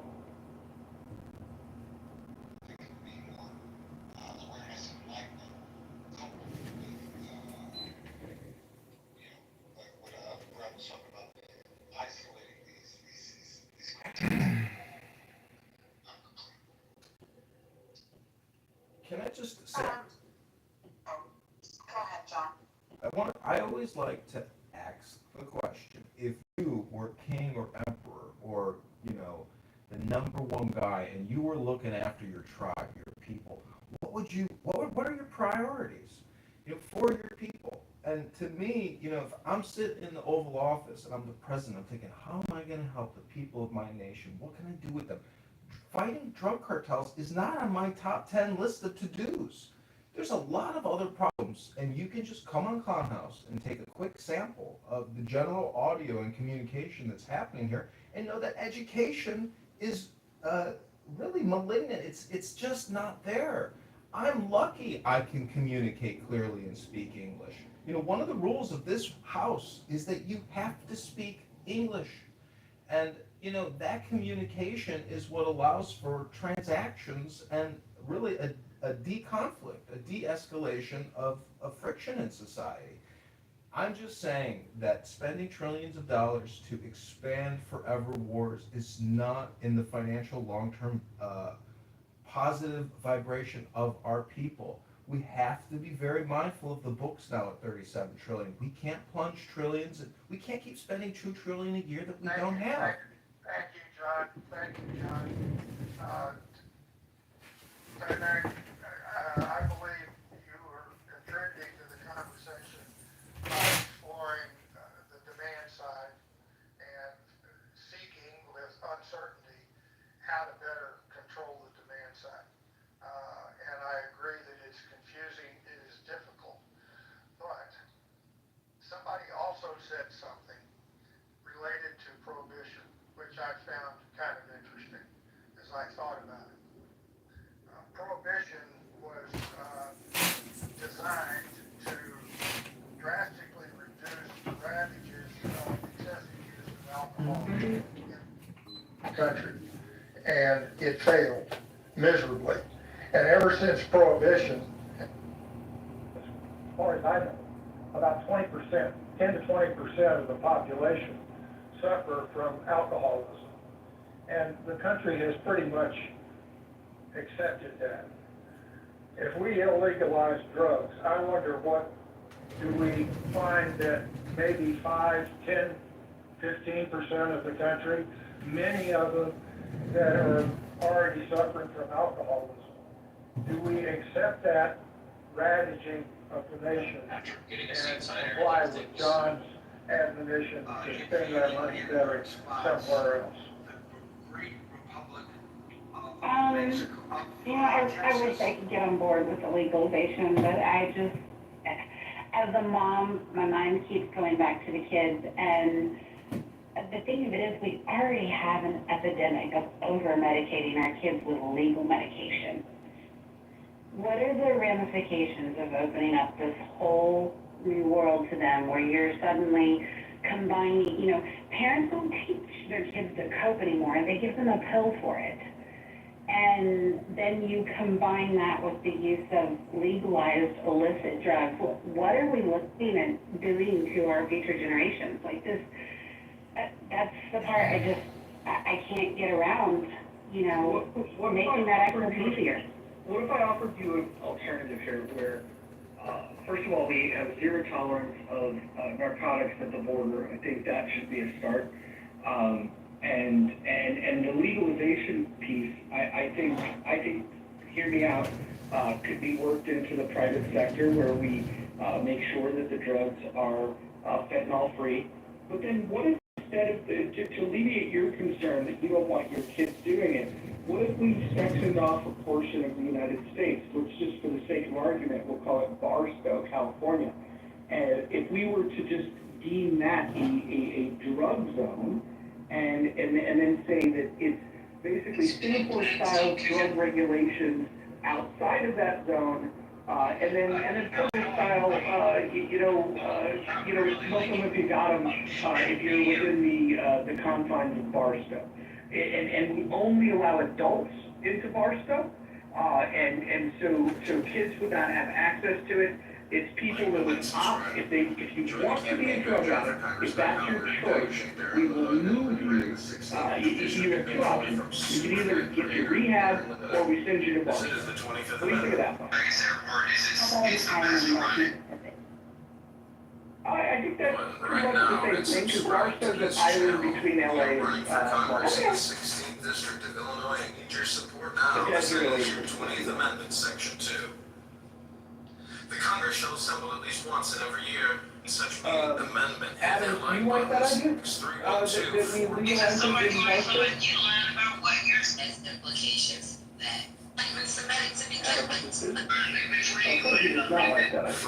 So Adam seems to be more in line with the policies of the Supreme Court.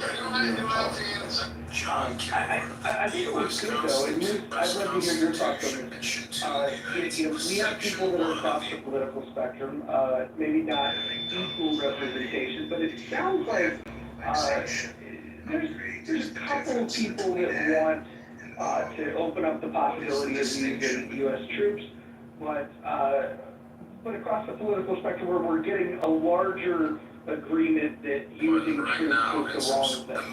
Do you think that's interesting that we're finding consensus across the political spectrum? Yeah, I guess I was surprised that there wouldn't be more folks that were military, intervention in the Nixon's infamous, war on drugs. I also find it interesting that, actually I'm glad that Serendipity brought up that point about legalized drugs and how schools and psychiatrists and parents are just quick to give the pill. We're really addressing the issue with the child or adults. The village really mentioned the opioid crisis that the country went through.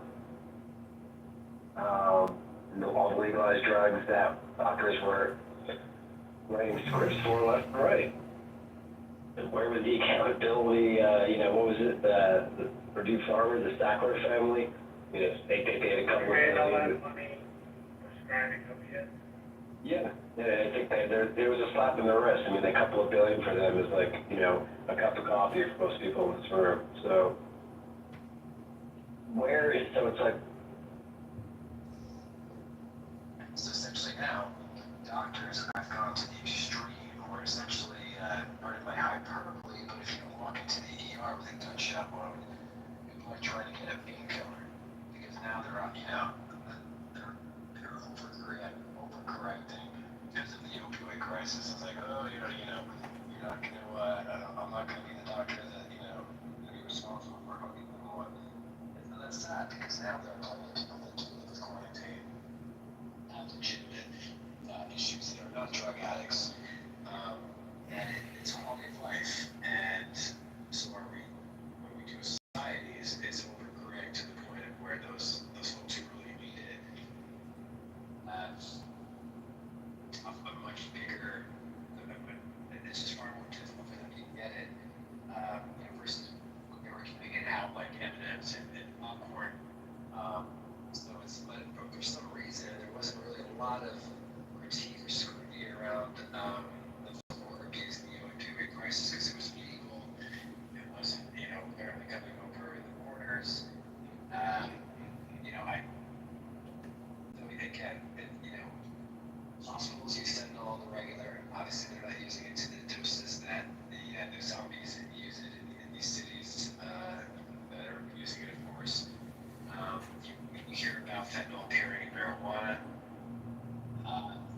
So it's, what is, if you're going to address the war on drugs, where is there's been some talk about rehab, I think, Mojo, you were talking about, I think it was in Portugal, went with the libertarian approach of, less, more mercy. The drugs aren't the problem, the addiction is the problem. I think that is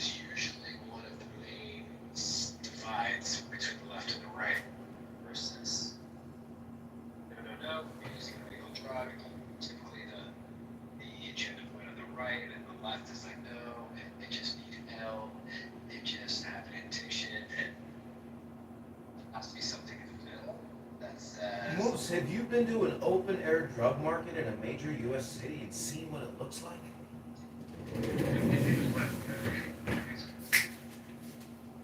Anyway, that's really about it, but I just think that kind of hard to ignore that the opioid crisis we just sort of glazed over that.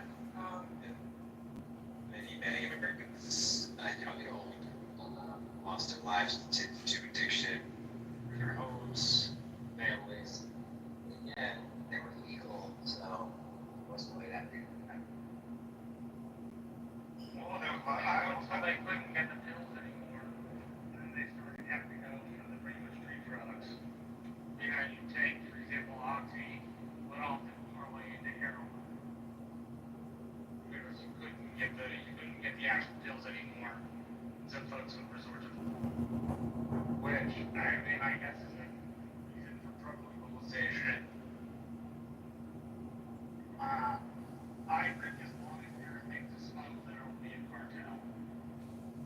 Before it was guns, drugs, and people, it was cattle. Before it was cattle, it was Confederacy. Before it was alcohol, then cotton, then cattle. Point being, as long as there's been a border, there's been smuggling. So there will be some sort of smuggling organization that exists along the border between the United States and Mexico, no matter what we do. The question is how large and effective is it out? There will always be some organization that does their work. I want to provide my Mojo just provided a brief summary. I want to provide my own, if I may. First, I want to really thank Mojo for starting this room. This is the first time. And I echo what Moose said in two areas. That we have reached a substantial agreement across political lines. 85% think we should carefully and prudently legalize drugs. And at least that percentage, though we didn't have a vote, suggests that the use, are opposed to the use of military forces to fight specifically the cartels, but I don't think we need to, we didn't talk about it. I think, generally speaking, the solution to the drug problem is not the use of military forces on the part of the United States. And there seems to be an emerging consensus in the room for that. And I hate the Great Divide. And when we can find a way to talk ourselves in an hour to consensus on some difficult subjects, I applaud the attempt to do that. And I certainly am going to do what I can to continue that effort. I had some other profound thought, but I'm so old it slips my mind unless I write it down. But I think, this discussion has added to other questions for another room. Specifically, if we want to talk about drugs again, which we may or may not do. But we can now break it down based upon what I've heard in this room and have a room to say, how can we better improve the supply side, i.e. the prevention of the introduction of drugs into American society? What are the solutions to doing whatever we have to do on the supply side, and then have another room on the same topic of how can we better address the demand side.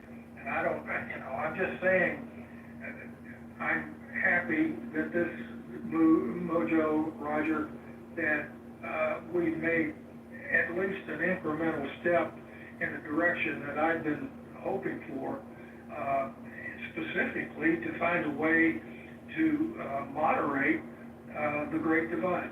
And I appreciate your efforts in doing it, and I'll continue to support it. No, I appreciate it. Appreciate you answering. I think this has been a good room, and we'll keep it going for another 30 minutes, and then I gotta do some things. So I want to make sure that anyone that wants to contribute gets an opportunity to do that now. Anyone that hasn't had a chance to speak, or if you've spoken before and you want to add some thoughts, please jump in. I would like to add that I think you're at the brink of understanding the whole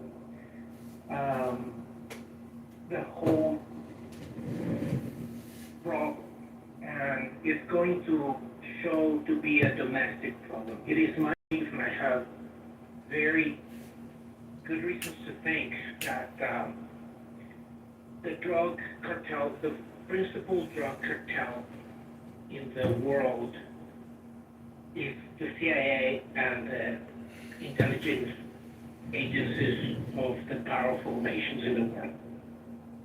So, if you fix that, if you abolish the CIA, that will be a good day. Anybody want to push back on abolishing the CIA? I'll push back on it by describing or changing the perspective on it. It's not so much the drug cartel, but it's power structures. And I would favor the intelligence agency of my country in control of the power structure over that of what is essentially a terrorist organization. There could be a distinction without a difference between the two, but maybe I just have a bias. Can I just push back against it, actually, Roger? Yeah, go right ahead. I just want to quote the 29th verse of the Tao Te Ching. This is Chinese psychology. It's really the theory about doing nothing, that there's not a speck of dust out of place in the whole universe. I just think it's, at the CIA, at the FBI, at the IRS, it's probably a leadership and education, a wokeism problem. But this is the 29th verse. Does anyone want to take a world and do what he wants with it? I do not see how he can succeed. The world is a sacred vessel which must not be tampered with or grabbed after. To tamper with it is to spoil it, and to grasp it is to lose it. In fact, for all things there is a time for going ahead and a time for following behind, a time for slow breathing and a time for fast breathing, a time to grow in strength and a time to decay, a time to be up and a time to be down. Therefore, the clubhouse sage avoids all extremes, excesses, and extravagances. I am complete.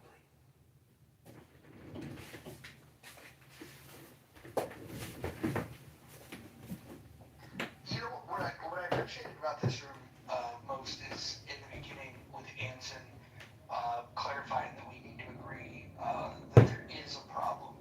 If we agree there is a problem, then we can start to define better what the problem is specifically, and then we can get into solutions. And I think people have done a good job of illustrating that not only is there a supply side problem, there's a demand side problem, and I appreciate that nuance. There's also other approaches, alternatives to sending U.S. troops to fight drug cartels. I would just like to submit, though, that when I talk about favoring legalization of drugs, it's not because I think people ought to use them. It's that when I look at the results of what happened in Portugal, the long-term use actually decreased. And I don't think that's something we should ignore. I think we should actually try to better understand how is it that you made it legal, more easily accessible, and yet long-term use was reduced. I think we should better try to understand that. The other thing that I want to be careful of is I don't believe that reducing the amount of people that use drugs is even really the goal that I have in mind.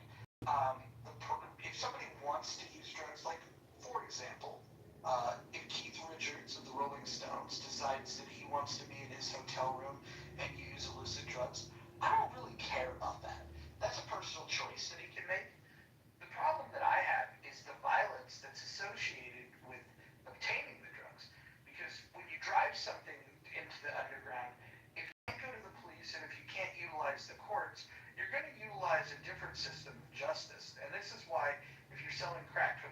rival street corner in the city of Baltimore, or you could pick whatever big city you'd like. This is where you have violence. And if you look at the gun violence in this country that people rail about when we talk about they want to restrict, your access to guns or, gun ownership rules, they forget that when you eliminate suicide and when you eliminate justifiable homicide, of the homicide rates, the majority of that is contained to about 6 city blocks in about 10 U.S. cities. I mean, that's the overwhelming majority. And so, and then if you ask yourself, well, what's causing the violence? It's not necessarily using the drugs, it's the business of selling drugs. So I think there's more to explore here, and I appreciate people not wanting their children to have access to these drugs. But just because something is bad for you doesn't necessarily mean that the right solution is to make it illegal. I would compare this in many ways to those that are trying to restrict sugar intake, for example. I'm opposed to that as well. I think that we should have the same laws for cocaine, for heroin, that we do for selling onions. Mojo, with the Portugal experiment, did they really legalize all drugs across the board? What level how far did they go? So they rolled it out over time, but before they did that, they offered a ton, and this is something that conservatives and myself probably have to struggle with, and this is why it failed in Portland, is before they legalized it, they made sure that they had all of the courts aligned to be able to, instead of punish somebody and sentence them to a jail, to be able to give them the alternative to go rehab themselves. So if somebody found themselves in a courtroom over, or maybe they were in jail previously on drug charges, they got resentenced to go to rehab. And then what they did when they legalized it is they made these centers optional for you to check into. And what they found was there was a lot of people that wanted off, and by decriminalizing it, what they did was they destigmatized it. And so there's a problem that people have when they're an addict. It's not only that they're addicted to the substance and what they'll do to get the substance, which violates other laws, but the other thing is they don't like to raise their hand because of the stigma that's attached to it, because then people say, oh, they're a drug addict. And I think when you approach it with love and with empathy, and you say, okay, we're going to suggest that, and give you all of the tools necessary, that if you don't want to use drugs, we're going to offer this to you. So I don't think we'd be able to successfully pull off the Portugal model unless we modeled everything that they did. And that started with making sure that they had adequate rehab and all of the other tools to handhold people, to make sure that if their choice was to avoid drugs, that they had those tools at their disposal. I would admit on one part of that, Mojo, given the choice of incarceration or rehab. Rehab, in my view, is a joke in this nation. And we made very little progress in figuring out how to rehab addiction. The best rehab that I think we found is, quite frankly, AA, and that percentage rate is pretty damn low. But many go to any AA room, and if there's 20 people in the room, there's going to be 2, 3, maybe 5 that are going to have their sheet signed by the moderator, by the guy that runs the room, so that they can prove to the judge that they're continuing to go to AA. If we want to make inroads into the demand side, I suggest that the mental health community needs to get its act together and develop a warp speed COVID-like program.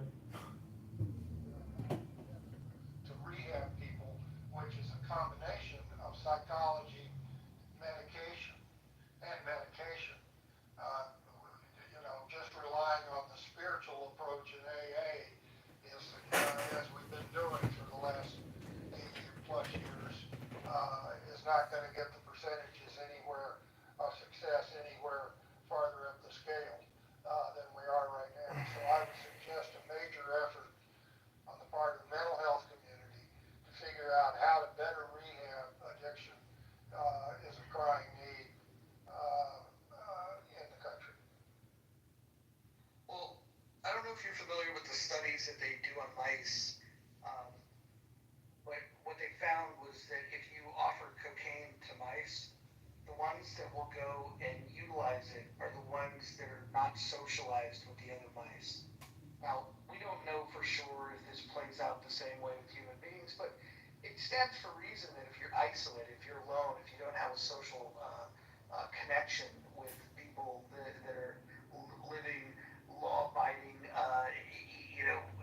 traditional values in their life, I would imagine that if we could identify people that are isolated and make genuine attempts to end that isolation, that would be the best effort that we can make that would help people to resist the temptation of drugs. Because that study is very fascinating. That the thing that leads to the biggest predictor of which mice are going to use it are the ones that have already isolated themselves from the other mice. That's kind of fascinating. Although I think I would imagine it's case specific though. I could see that working for fentanyl. Fentanyl users, I've never done it, but my understanding is you're not you're not looking to be liquidious and be socialized, that you're essentially looking to nod out, nod off. But the other drugs that were very conducive to partying in the rave scene and Molly and coke in the 80s, stockbrokers doing coke at lunch and Molly to go to raves and ecstasy and all that. I think it would be case specific. Simply, I think marijuana is it's unique in that way because I think there's a lot of stoners that are very antisocial, and they just zone out at home doing their thing, playing video games, whatever it is. But Some people read books. I'm just saying that people use drugs for performance enhancement, experience enhancement, and Big Pharma pumped trillions of dollars worth of experimental mRNA vaccines into our bodies. And I think that a room that has an all or nothing title is generally clickbait. And I'm just saying that if you were to do a full assessment and expand your scope, you would see that this small little room title, which deals with a very specific, operation, because it could be global. It doesn't just have to be Mexico. Couldn't it be, the heroin distributors from Afghanistan or Italy? Like, where does the war end on fighting international narcotic smugglers and terrorists?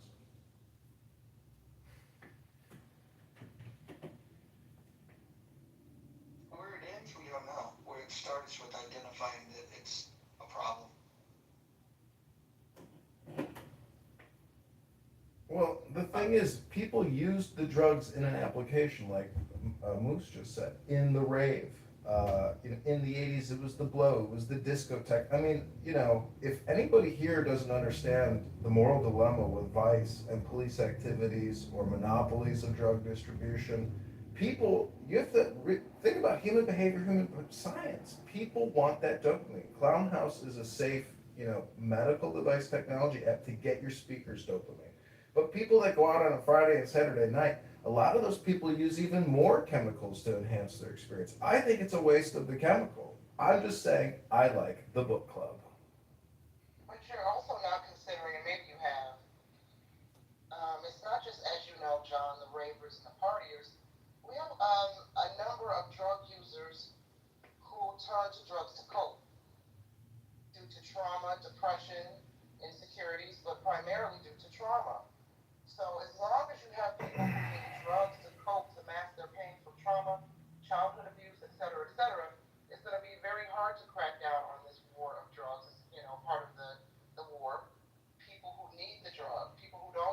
mental health help, who don't want rehab, who go through rehab and fail, because they're in a lot of pain.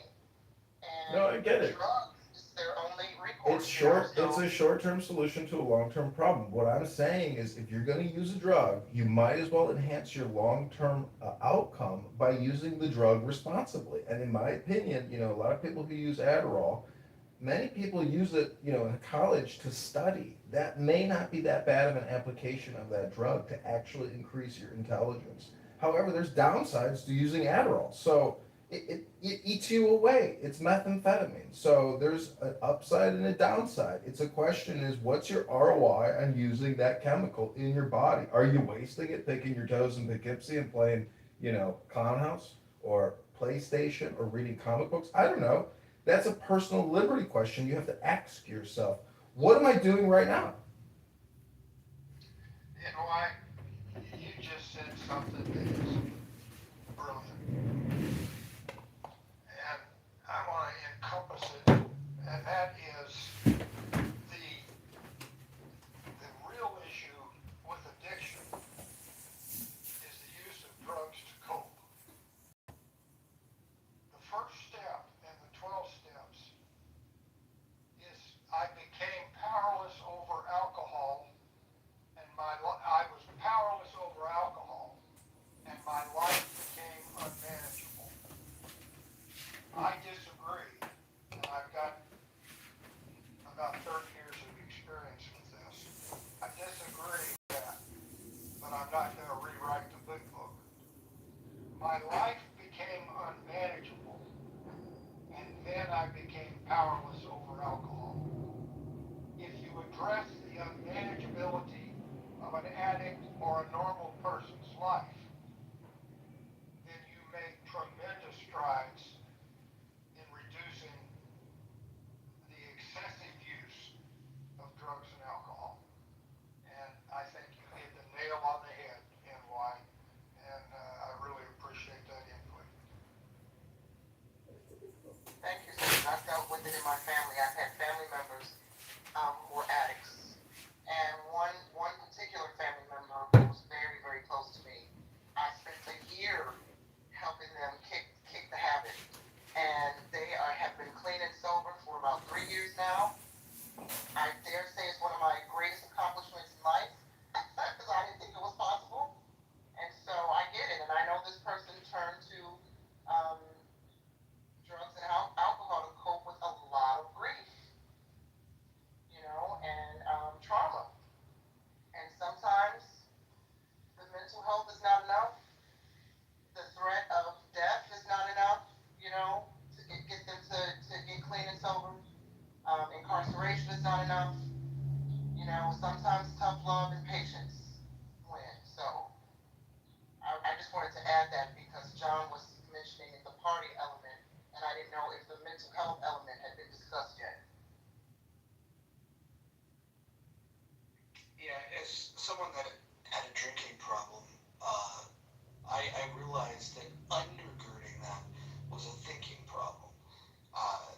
There were choices that I was making that led to me not being where I wanted to be at that time in my life. And by turning to alcohol, I didn't need to think about those things. I didn't need to think about, maybe, not achieving a level of income or success at that point in time in my life. That all came later. But the alcohol, some of it was fun. Some of it was like, hey, let's just go out and have a good time. But the reality was, I was avoiding dealing with other issues that were. I was more comfortable with spending my like a ridiculous amount of money on alcohol, and spending all of my evenings overindulging, and then spending the next day recovering, because that was less of a problem to me than dealing with the fact of the real issues in life. Like, why did I underachieve here? Why did I fail there? Why am I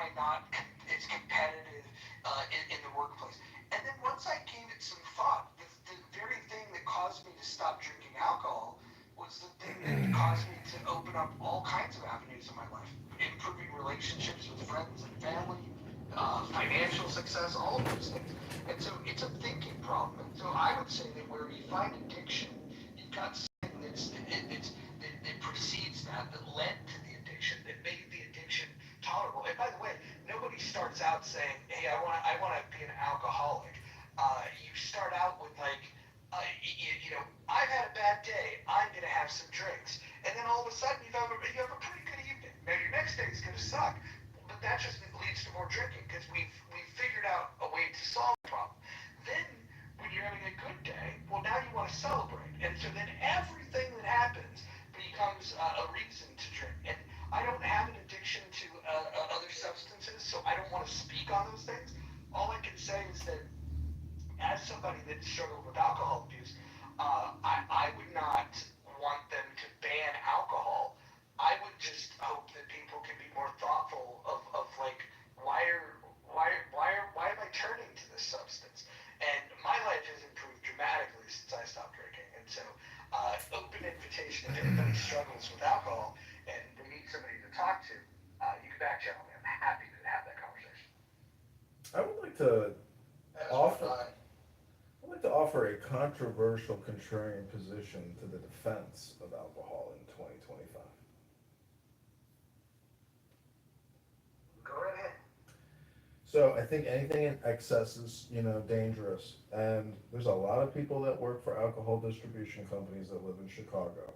And there's a lot of bars and a lot of restaurants that sell an ice cold beer with a delicious slice of cheese pizza and pepperoni. And, that's part of society. I think, I told my mom the other day, I was like, Mom, why don't we just do a podcast and we'll call it Let's Complain About Everything and Be as Cheap as Possible. Because, like, to me, that's kind of a Protestant ethic. But the fact is that you can go to Walgreens right now and choose from 50 different cigarettes and buy any type of alcohol, liquor, wine, beer, and that shit is just as dangerous or as damaging as all the other drugs, really. I mean, some completely destroy your brain, but, in terms of enforcement, there is this double jeopardy with vice and police criminal activity and, gangs. But the fact that you can go to Walgreens and buy a publicly, approved of type of product, I'm just saying there's not a speck of dust out of place in the whole universe, but to send special forces overseas to conduct assassination, hits against narco terrorists is very dangerous. And if you're a parent and your son is in the Army or the Marines and you want them to go over there and start killing narco terrorists, well, there's probably a better strategy. And if you play chess, you realize you don't sacrifice your soldiers in a futile attempt to control a drug marketplace. Work within your perimeter, secure a 360-degree perimeter, and work your way in. You don't work your way out of this solution, you work your way into this solution. You gotta go within yourselves and in the country. I mean, I walk around Chicago, I don't even hear English. And if I was a bounty hunter and given a license to round up illegal aliens, well, you know what? I might start that business opportunity, but we don't have a free and open marketplace. We have a controlled economy. It's all based on fiat currency. Anyways, I could go on, but I love the room, and I hope you've all enjoyed this incredible rational discussion group. I am complete.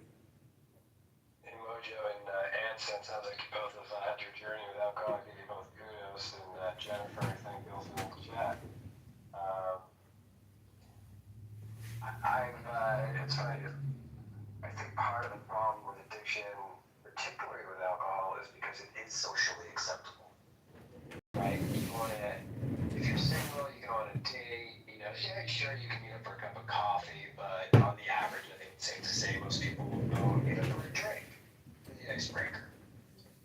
You're going to go to afterwards happy hour with coworkers. So it's easy, it's easy to not recognize that maybe you're doing too many happy hours. Maybe those happy hours have gone from coworkers to happy hour by yourself at home. And it's interesting because I've heard some stories. I've got a regular Friday night poker game, very low stakes, like $20, with everybody but me. They're all AA. I'm what they call their token normie. I've I'm able to open up a bottle of wine, have one glass, and that's it. Maybe not drink for a week, a month, 6 months, whatever. The spirit moves me. But yes, some of their stories and some of their rock bottom stories, ooh, I mean, many of them realize that they're lucky to be alive. I think most of it was alcohol abuse, but there's definitely those who dabbled in the old school heroin and junkies, and literally when they're robbing people to get their fix, right? So I always have high respect for those that were like, you know what, whatever the addiction may be, this is not working, right? And in Mojo, you outlined things that weren't working for you. And I think that is, what did Shakespeare say above all else? Know thyself. So it's, but obviously fentanyl is a problem, but I do think there is an underestimation of the problem with alcoholism in this country because it is socially acceptable.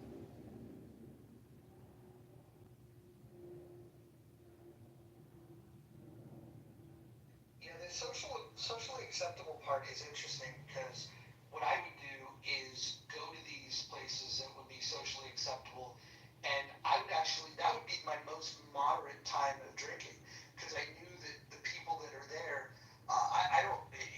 even now I wouldn't preach temperance to anyone. If you like to drink, go ahead and drink. My issue wasn't with the alcohol; it was the inability to stop drinking, and that was because I had other things going on, and so it wasn't about having a drink socially. It was about it was about escaping. And so when I would go to happy hours, it had to be professional. I would have a different type of drink. I would drink something that I don't fully enjoy, so I know I could sip on it, so I could be socially acceptable. And then as soon as the people that might frown upon more heavy drinking are gone, that's when you dial it up. So the happy hour was just kind of a pre-fade for me typically.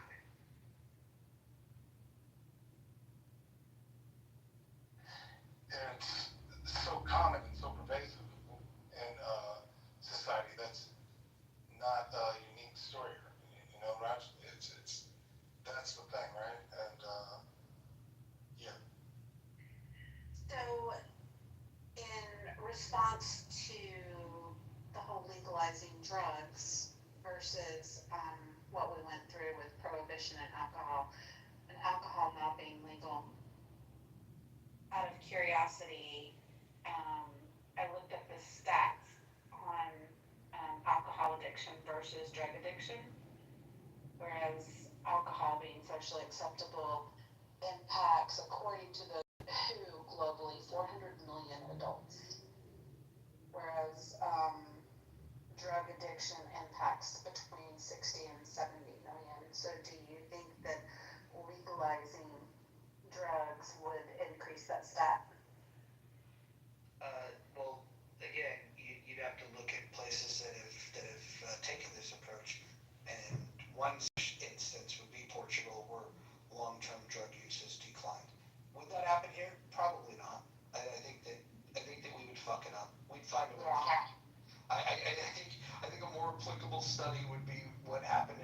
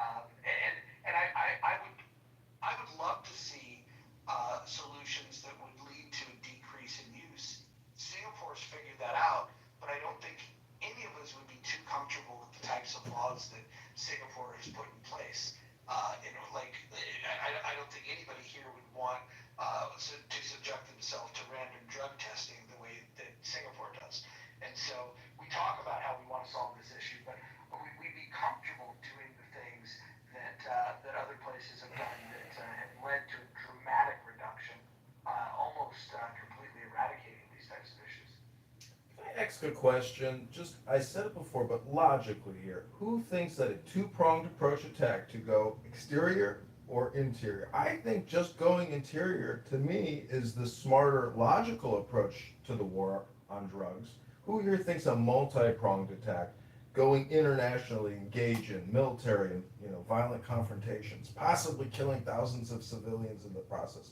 Who here thinks that a multi-pronged approach is a better solution? Thank you, I'm complete.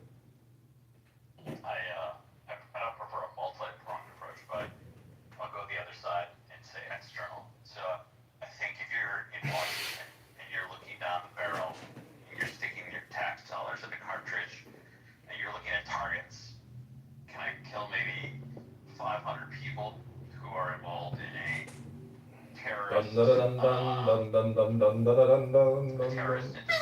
Just drugs being one of the products.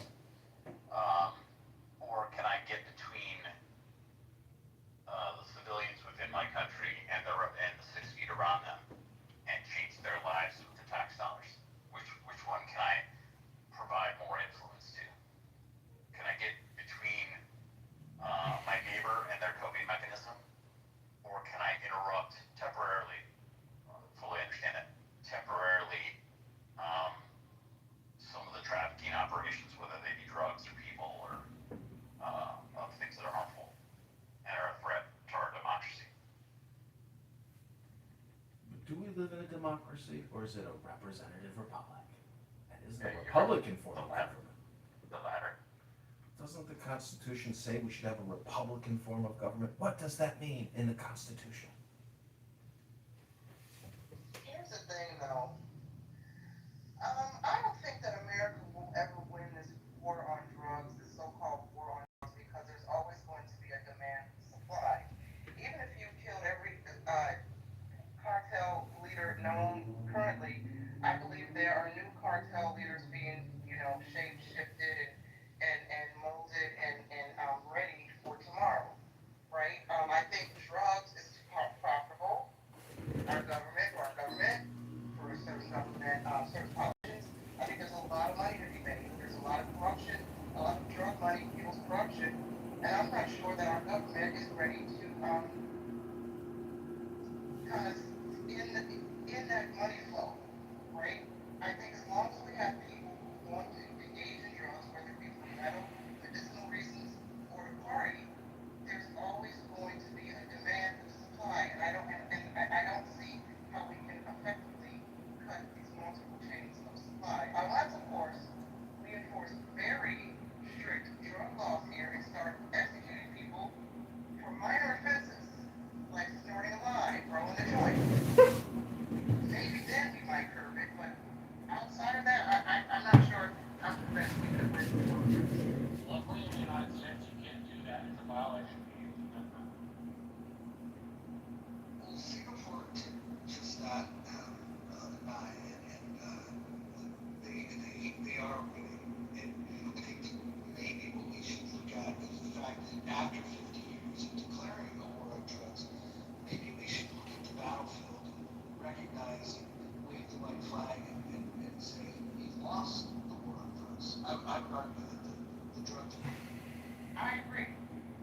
I don't think we're entering the war. I've been listening for a lot, and there's, you can take your Portugal example, everyone highlights this. Portugal targets traffickers to a very strong extent. They limit the amount of supply. They went from a 5 to 10 day supply. They removed synthetic drugs off of the list. You still can be prosecuted. They still have, very strict drug laws on their country. But bringing it in as a drug trafficker, that's a very serious thing. And we can impose things. We should be wanting to elevate human trafficking into the country. I hope everybody hits that. We don't want, illegal substances, any of that. We don't want people smuggling in illegal firearms into our country. That's a huge issue.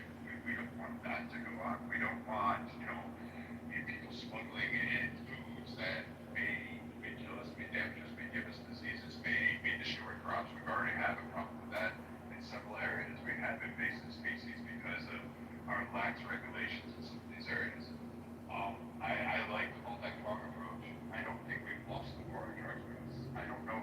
it would have gone. As somebody who grew up around the 80s and 90s, I don't know how bad that would have actually turned out. I don't know if not having some kind of constraint on that, if that would have elevated and spread across the country in more ways than one. Or if everybody would have this utopian view of everybody's getting along, it would be fantastic. I really don't know. I don't have the answer to that. But I would say going after a lot of the producers in Colombia, maybe they could turn it into a legal business. Maybe they could have a joint venture to ensure that their product is safe and they could build an economy off of that. And if you want to make it legal for cocaine, it's just cocaine and it's been through the maker and it's got checks and balances on it and we can ensure that there's no fentanyl and that killing them. Maybe it would help them. Maybe that's a better avenue to go. We don't have to necessarily blow up everybody. But I think right now, with what we have of the cartels and the militant and military mindset that they have in terms of this, you're not going to break them because they'll come after anybody else. You have to actually break them in order to pursue your domestic policy because they will still try to find a way to work around it. They've been successful. The U.S. used the banks in Florida during the cocaine epidemic to basically boost the U.S. economy. There's more banks that were popping up in Florida than any other point in our country's history, and some of them are still around today, and they're all cocaine banks.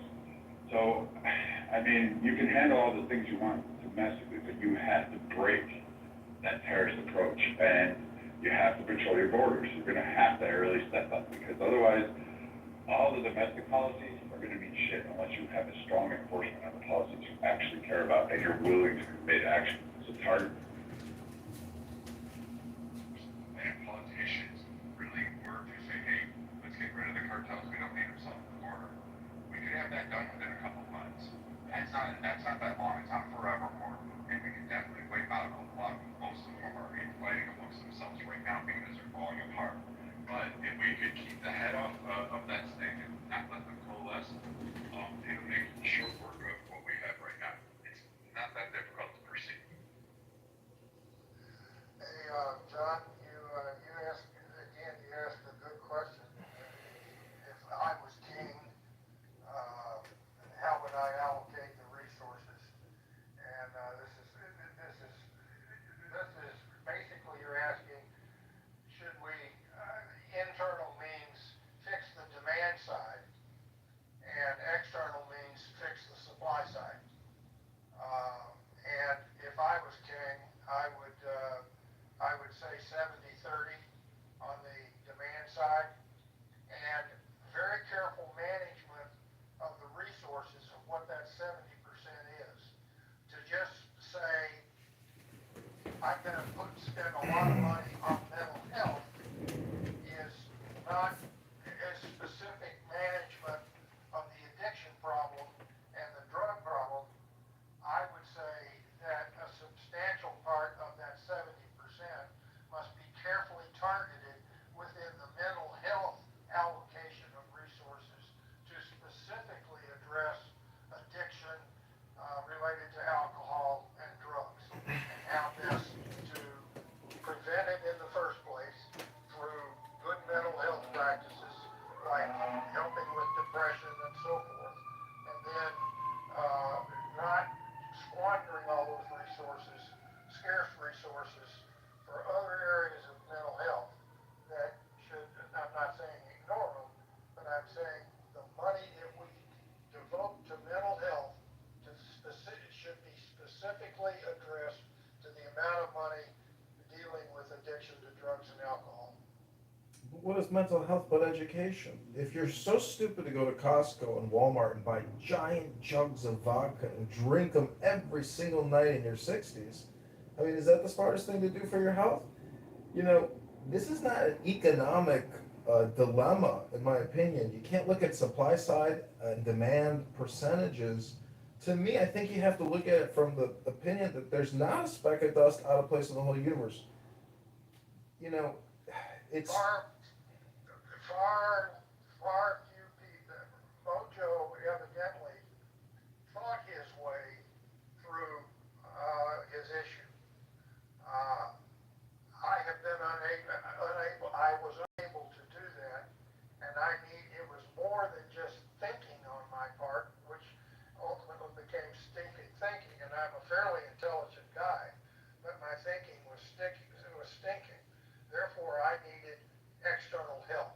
Fortunately, I've availed myself of that, and it's helped me dramatically. So it's not just thinking your way individually through the solution.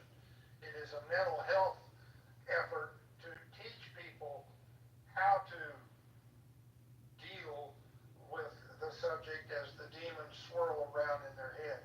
And just thinking about how to calm those demons down is nigh impossible for many addicts. Well, I'm just saying temperance and abstinence, are rooted in source information. I'm just saying I read a lot of books and I have AA books and they are so wise and beneficial, but reading it versus talking about it, I'm just saying from a public policy standpoint and a spending standpoint, to continue to borrow and spend to fund change overseas with regards to imports is a waste of our treasury. We have to be very careful how we spend the assets of the treasury. And Doge has eliminated almost $1 trillion now of woke spending education contracts. So we waste our money, and now we want to spend more money. I want to try to stay on topic. Thank you. I'm just saying to fight international drug cartels costs money, and the only way to get that money is to borrow it, and then you spend it. So unless you're all prepared to rubber stamp and sign your name on a piece of paper that says, I want to borrow $1.5 trillion to continue to fund the war on international narco-terrorists using our military and CIA with no supervision or transparency, and just write a blank check. There you go, spend it. Thank you, John. We've heard that before. I have a question, and I've never thought of it this way until I'm hearing these different opinions, but, and I'm firmly in the camp that we don't use the military, but let's just say, as a thought experiment, we were going to use the military, and let's say we were going to take out the cartels, and let's say we were going to go and, like, incinerate the opium fields, and utilize the military in a way that destroys the ability to create a supply of drugs in the first place. We could do that. We could do that. The problem that would then come from that is we're spending money to do it, right? We're probably not generating a lot of goodwill in doing that.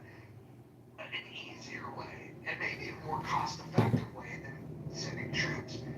What if we just did what we do to farmers when we tell farmers that we don't want them to grow something?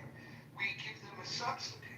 And again, I'm not saying that this is an idea, but as a thought experiment, as an alternative to the federal government using troops to go kill these people, what if we just told the cartels, hey, how much money are you making off this stuff? Okay, what if we just paid you to not sell it? And then and then incentivize them, create an incentive structure for them to not sell drugs. So borrow and spend to encourage them to obey our laws? So blackmail them. So we tried this in the early 80s, or late 80s, early 90s. We tried doing some of this stuff. What you're suggesting in Central America. Bribe them. The problem with just highlighting one of the significant problems is that the CIA and our United States government decided to become a player in amongst the drug trade. So we were, running guns and drugs and cash all around Central America and flying them back and forth. If the U.S. government was to say, hey, I'm going to take a policy, we do not need these criminal cartels here. The Mexican people don't. I'm going to give it to the Mexican government, and I'm going to say, hey, we can help you. These are going to be issues. We're going to do it with you or without you. With you, what we can do is, I'm not going to destroy your land. I just want the cartels eliminated. I want the power structures and the power vacuums gone. We're going to seize those funds because primarily they come from the U.S. We'll make sure that we have agreements with you, and then we can open up trade relations. I'll subsidize you as long as you promise to keep proactively ensure that we don't have the rise of cartels here. Help stabilize that country. Do some investments. You're going to have to go ahead and do it instead of those subsidies going to the coca fields, which would be massive anyway. Why not just sit there and say, hey, Mexico, let's start investing. Let's open up trades. Let's do this fair trade practice, and let's get this thing going and kicking off down the road. Now all of a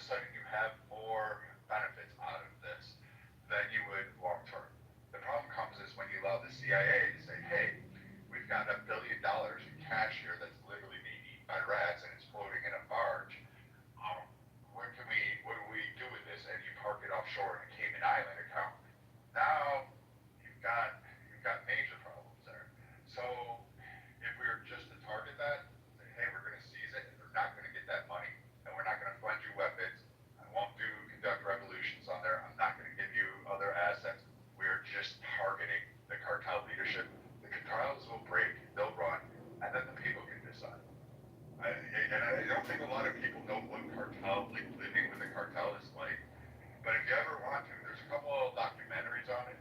There's some great journalistic on there, particularly by National Geographic. They can tell you, and it's not fun for these people. So it should be a human rights campaign for all those screaming about human rights. This would be one of them. Yeah, I'm surprised that you don't have people protesting, sitting in the street, like save these villages, because towns, because they literally live under the oppression of the cartels, and their children are threatened, their women are raped. Like that stuff goes on for them. So I'm just confused as to why we want to spare the cartels. There's a great documentary series, actually, Brett, Dirty Money. One of the episodes is exactly to your point you're talking about earlier with the banks and laundering. It's actually called Cartel Bank, HSBC. And how they had been laundering money for the Mexican cartel for decades. And essentially, were never held accountable. We follow the money, you just politicians bailed them out. But the amount, I mean, there's the infamous scene now in Scarface, where they're literally, you see the bank president looking out his window, and Tony Montana and his henchmen are bringing in like duffel bags, like a convoy of duffel bags stuffed with cash to be laundered. You're like, it's just a movie. Nope, that's real. Well, Brad, what are you suggesting? That the U.S. military be the Knights of the Round Table and liberate these people from these oppressive drug lords that control them and manipulate and abuse them? Is that really our responsibility? I'm asking a question. When our own American citizens are trying to I am not going to sit back and say, let's just withhold the currency and don't lock the front door. I just hope it goes away. I'm more of the type of, I see the problem. It's been an ongoing problem. Why don't I just go out and kill the wolf? And then I don't have to run and hide from the wolf. You're saying there's one wolf? There's a lot of wolves in this pack, right? Doesn't matter. All I have to do is just keep it ahead, and then anybody who wants to sit there and try to be the alpha, I can take them out. Our military, our men and women are really adept. I will give our men and women. If you gave us no holds barred, and you said, hey, I need you to take out like the Sinaloa cartel. I need you to target them. I'm giving it to you. I swear to you, before the end of the week, you will see a massive pile of everybody associated with that cartel stacked high, and that'll break it. And we can do that very easily. We could drop 3 Rangers in a country and destabilize an entire nation. And don't think we haven't done that. I mean, you have to actually think about this. We could, without the political involvement, without the tit for tat, without the corruption, really truly being that virtue of saying, hey, this is a threat on our border. This is a threat to another nation. This is under attack. Their government is The show's over. The mojo vibration has left the building. Can fight for themselves. And it's on our southern border. I say go out and let's kill the wolves. Like, it's not that hard. Let's sign up. I mean, it's Right, going to be. so let's say, you take care of the Mexican problem, the Mexican cartel, but if I believe behind Mexico, it's China, it's India, are the second and third largest importers of illegal drugs into this country. That's a little trickier logistics to handle. But if I cut off the Mexican connection, we're just trying to have they're not going to do Canada. They're not going to send it to Mexico. And with Mexico jumping on board saying, hey, we've got an economy here, we're going to lock down our southern border. We're going to work with Guatemala. And I mean, we can actually start a reaction where we could actually do something good for a country. Maybe, who knows, until we fuck it all up. But right now, what the drug war was supposed to be was not a drugs for guns scheme, not Fast and Furious, not, Iran-Contra deals. It was supposed to be none of that. It was supposed to actually just say, hey, let's work at home, let's figure out how our domestic problem is, and let's get get these cartels to actually stop producing it. This is what a lot of us thought we were fighting. I'm just saying, let's actually do that job. Don't let me have me funnel cash in the Caymans. Don't let me see ships and so you can have your private yacht, Congressman. Let me sink it down to the bottom of the ocean, and we'll move on from there. And you may not like it. It may sound cruel. It may sound mean. You don't have to worry about it. There are plenty of men like me who will go do this and be able to sleep like a baby at night. Let me inject an administrative, I see Mojo left, and I'm no geek, so I have no idea how to close the room, and I'm not gonna close it, but I am gonna leave myself. There are other mods here, and I really wanna thank all of you, for participating in this thing, and it was a great conversation, and, as I said earlier, we made a couple of mini steps to reach some fundamental agreement across political lines that is almost amazing in today's clubhouse. So thanks a lot. I'm going to bow out and keep on. Likewise, Anson. All right, take care. Take care, Anson.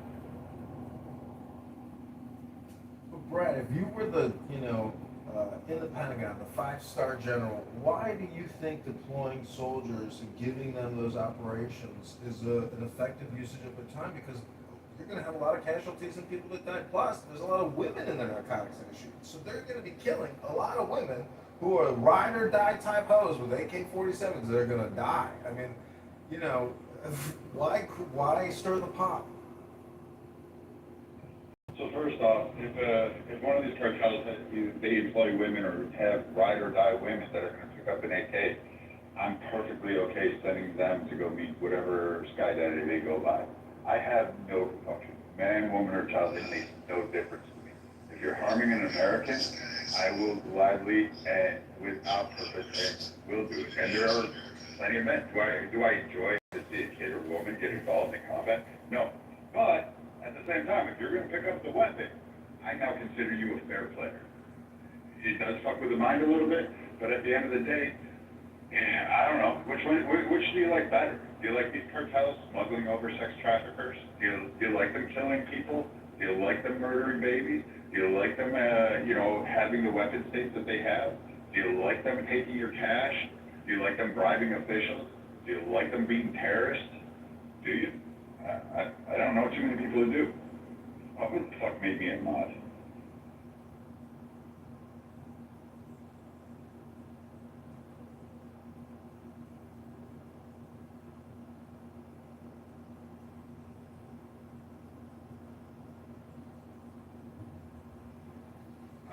Anybody else can come up and talk? I don't know the domestic ends, which is the drugs. I don't do them.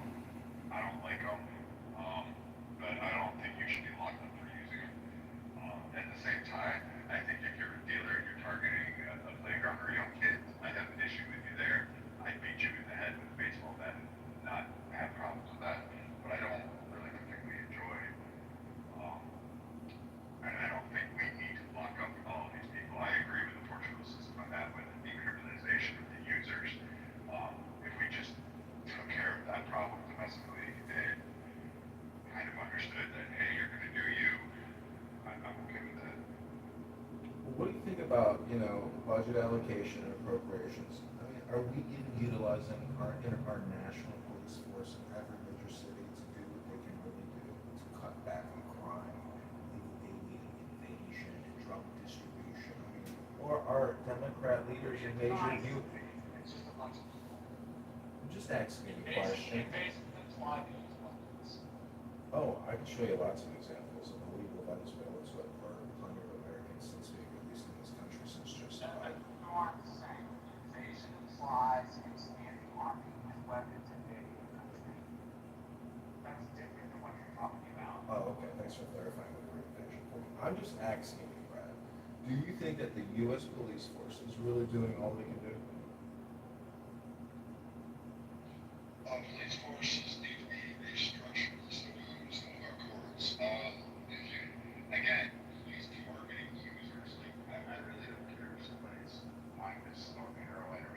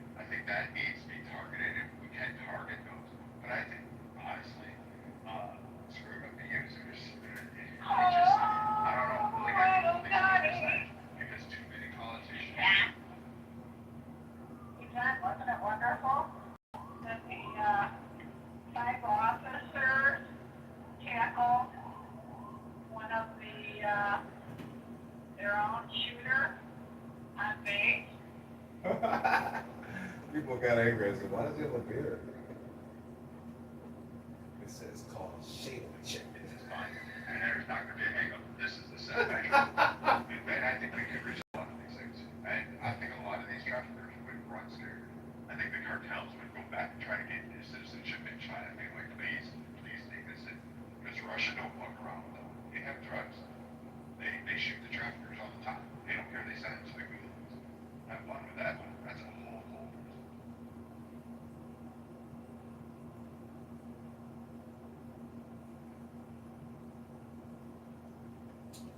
Well, I think from like a domestic manpower, just having the people physically able to do what's required, I don't even know if the manpower's there. And then plus, in many of these organizations, they spend a lot of time investigating their own. There's a lot of people that work in these agencies, whether it's Department of Homeland Security or ICE, etc. That maybe some of them are informants, to the dark side or the other side. So there's a lot of intelligence, and money in all of this, and thus you have vice and criminal, people who are involved in conspiracies to distribute and profit and get away with doing this type of activity at scale. But I'm just saying that, you have to be pragmatic in terms of what you have and what your budget is. And unfortunately, we have a lot of stuff that it's just, we don't need to replace it. We either need to use it or clean it or make sure it's in good condition. But to be so frenetic, I'm just saying that to have any anxiety over the future. Like what? Like, what's an example you have in your head? I'm talking about assets in terms of military divisions, weapons, helicopters, jets, artillery, everything. And there's a lot of soldiers, tackling other soldiers who are shooting at other soldiers, like at Fort Stewart. So I'm just saying, instead of letting, guys with beards shoot each other on an army base, and then have 5 soldiers tackle a guy who doesn't even have a gun, or they don't even have guns. That's the one thing I can't understand is why on military bases are there so many disarmed people? Even the police at military entrances sometimes aren't even armed with ammunition. They just got, blanks in that gun, or there's no bullets in that rifle. So I'm just saying that if the United States wants to work its way out of the debt and the security crisis, I think you have to look at it from what is actually practical, pragmatic. What can you actually adjust? What levers can be pulled? I mean, in that way, Trump is like the super consciousness of this country. He has that ability to spend and pull and push. He's got a desk with buttons, and he's got an infinite number of buttons. But it just becomes a question of priorities. I think that Trump and Kennedy and his entire administration really understand that principle. I just think still at $2 trillion with a deficit, I mean, it's just going to get bigger. It's never going to stop. So I think just really determining what the best ROI is, the best bang for our buck is the way to go. And I think that they're doing it. Thank God Elon Musk installed Doge at every agency. And now even Doge Florida is a success. So forensic accounting, pragmatism, and common sense are winning the day. Those are costing more money to run than it actually saves. Don't be such a negative Nancy, you Republican Marshall. That's not being a negative Nancy. If you come in as a department that wants to cut federal spending, Negative Nancy. You should cut more federal spending than your budget, because otherwise you can't justify your existence. You're just being a negative Nancy instead of a positive optimist. No. If I'm getting somebody who tells me they're going to save me money, yet they cost me more money than they save me, they can save me any fucking money. They've saved $1 trillion in both DEI education contracts, Marshall. Which is exactly what Doge said. No, Doge saved America $1 trillion in woke DEI climate change gender studies. Only saves some money, not enough to justify its existence. Wrong, Marshall. They saved almost $1 trillion already. Go to the Doge calculator. To be able to justify its existence in a Department of Government efficiency, you can't reasonably justify its existence because it costs more These agencies don't, the only agency that raises revenue is called the IRS, Marshall. Every other agency does nothing but spend money on behalf of the American population. I'm not saying the other agencies don't spend. I'm saying this agency, which was brought under the Trump administration, which people tend to reference, is not an agency that saved more money than it spent. It's an agency that failed in its mission.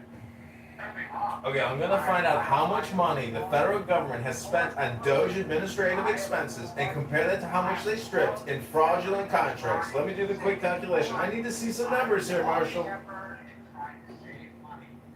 What I don't applaud is that it costs more money to run that department and employees than it saved for the United States government and taxpayers.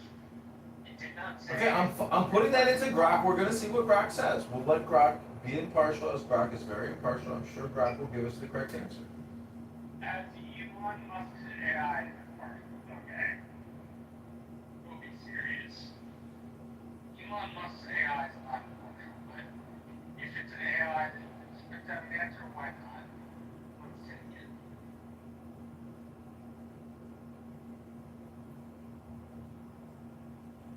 Hey, you and Yeah, Marshall, okay, I want to challenge you on that.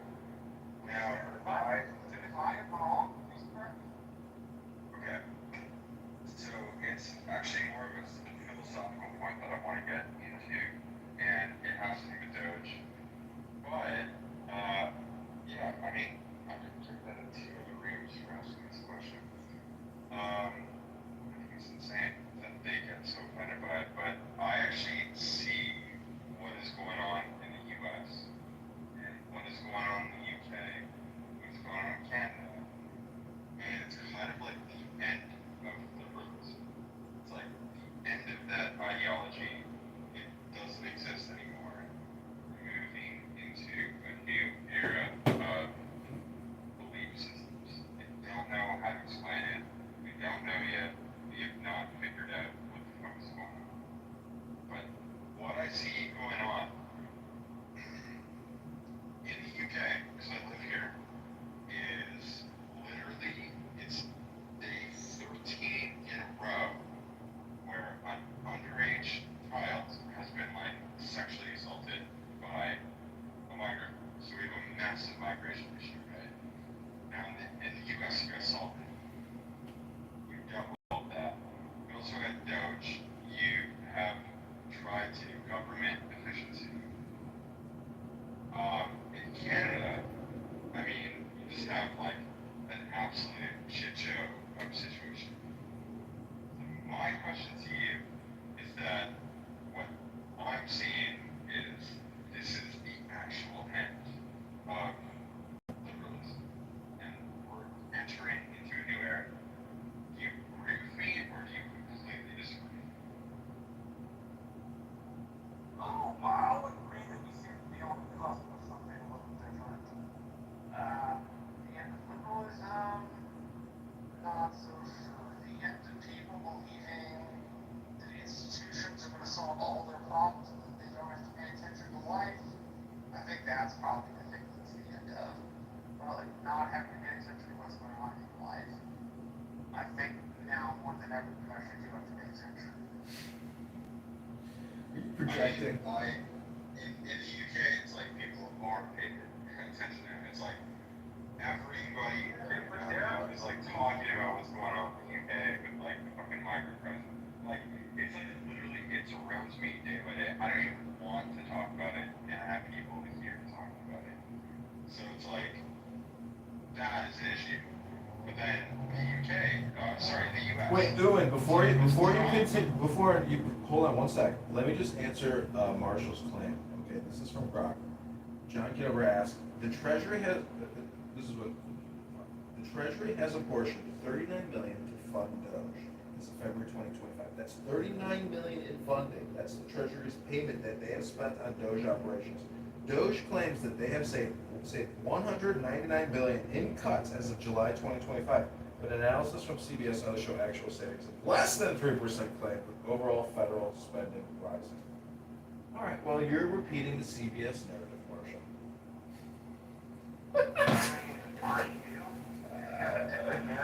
There's a Doge calculator. You can look at the Doge X account and see all the contracts, the screenshots from the acquisition system, SAP, that they use.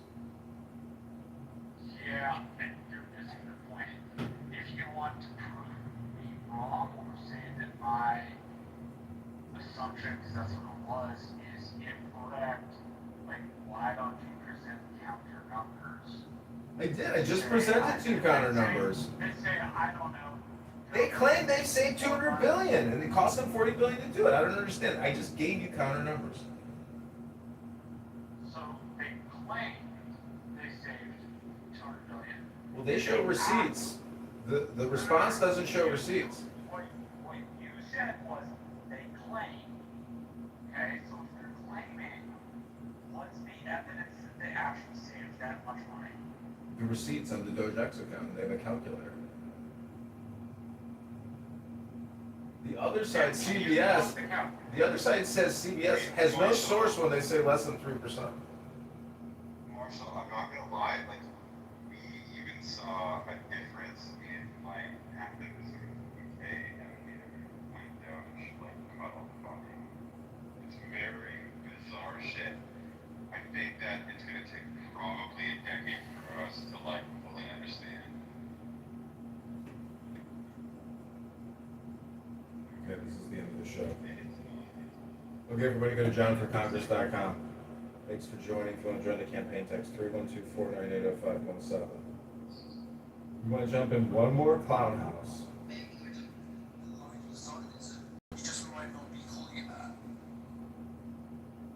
That's exactly what I'm opposing. I'm simply saying, like, there should be a state limit, like, there should be a state of Israel just simply rejecting the Jew part. In principle, I oppose the fact that there's like a Jewish state or there's a white state or an Italian state, like I don't. Try to pick up any shit in the street. Exactly. I think I said. I said, don't lie on my friend. I said that if he will be a street shooter. Okay. Hope you've enjoyed this podcast. Go to johnforcongress.com.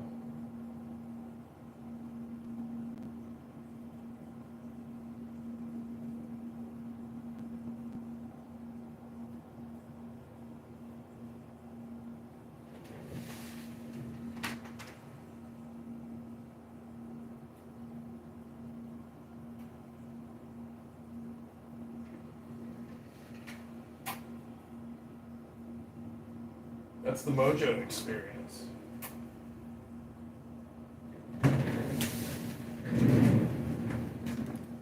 He twisted my arm.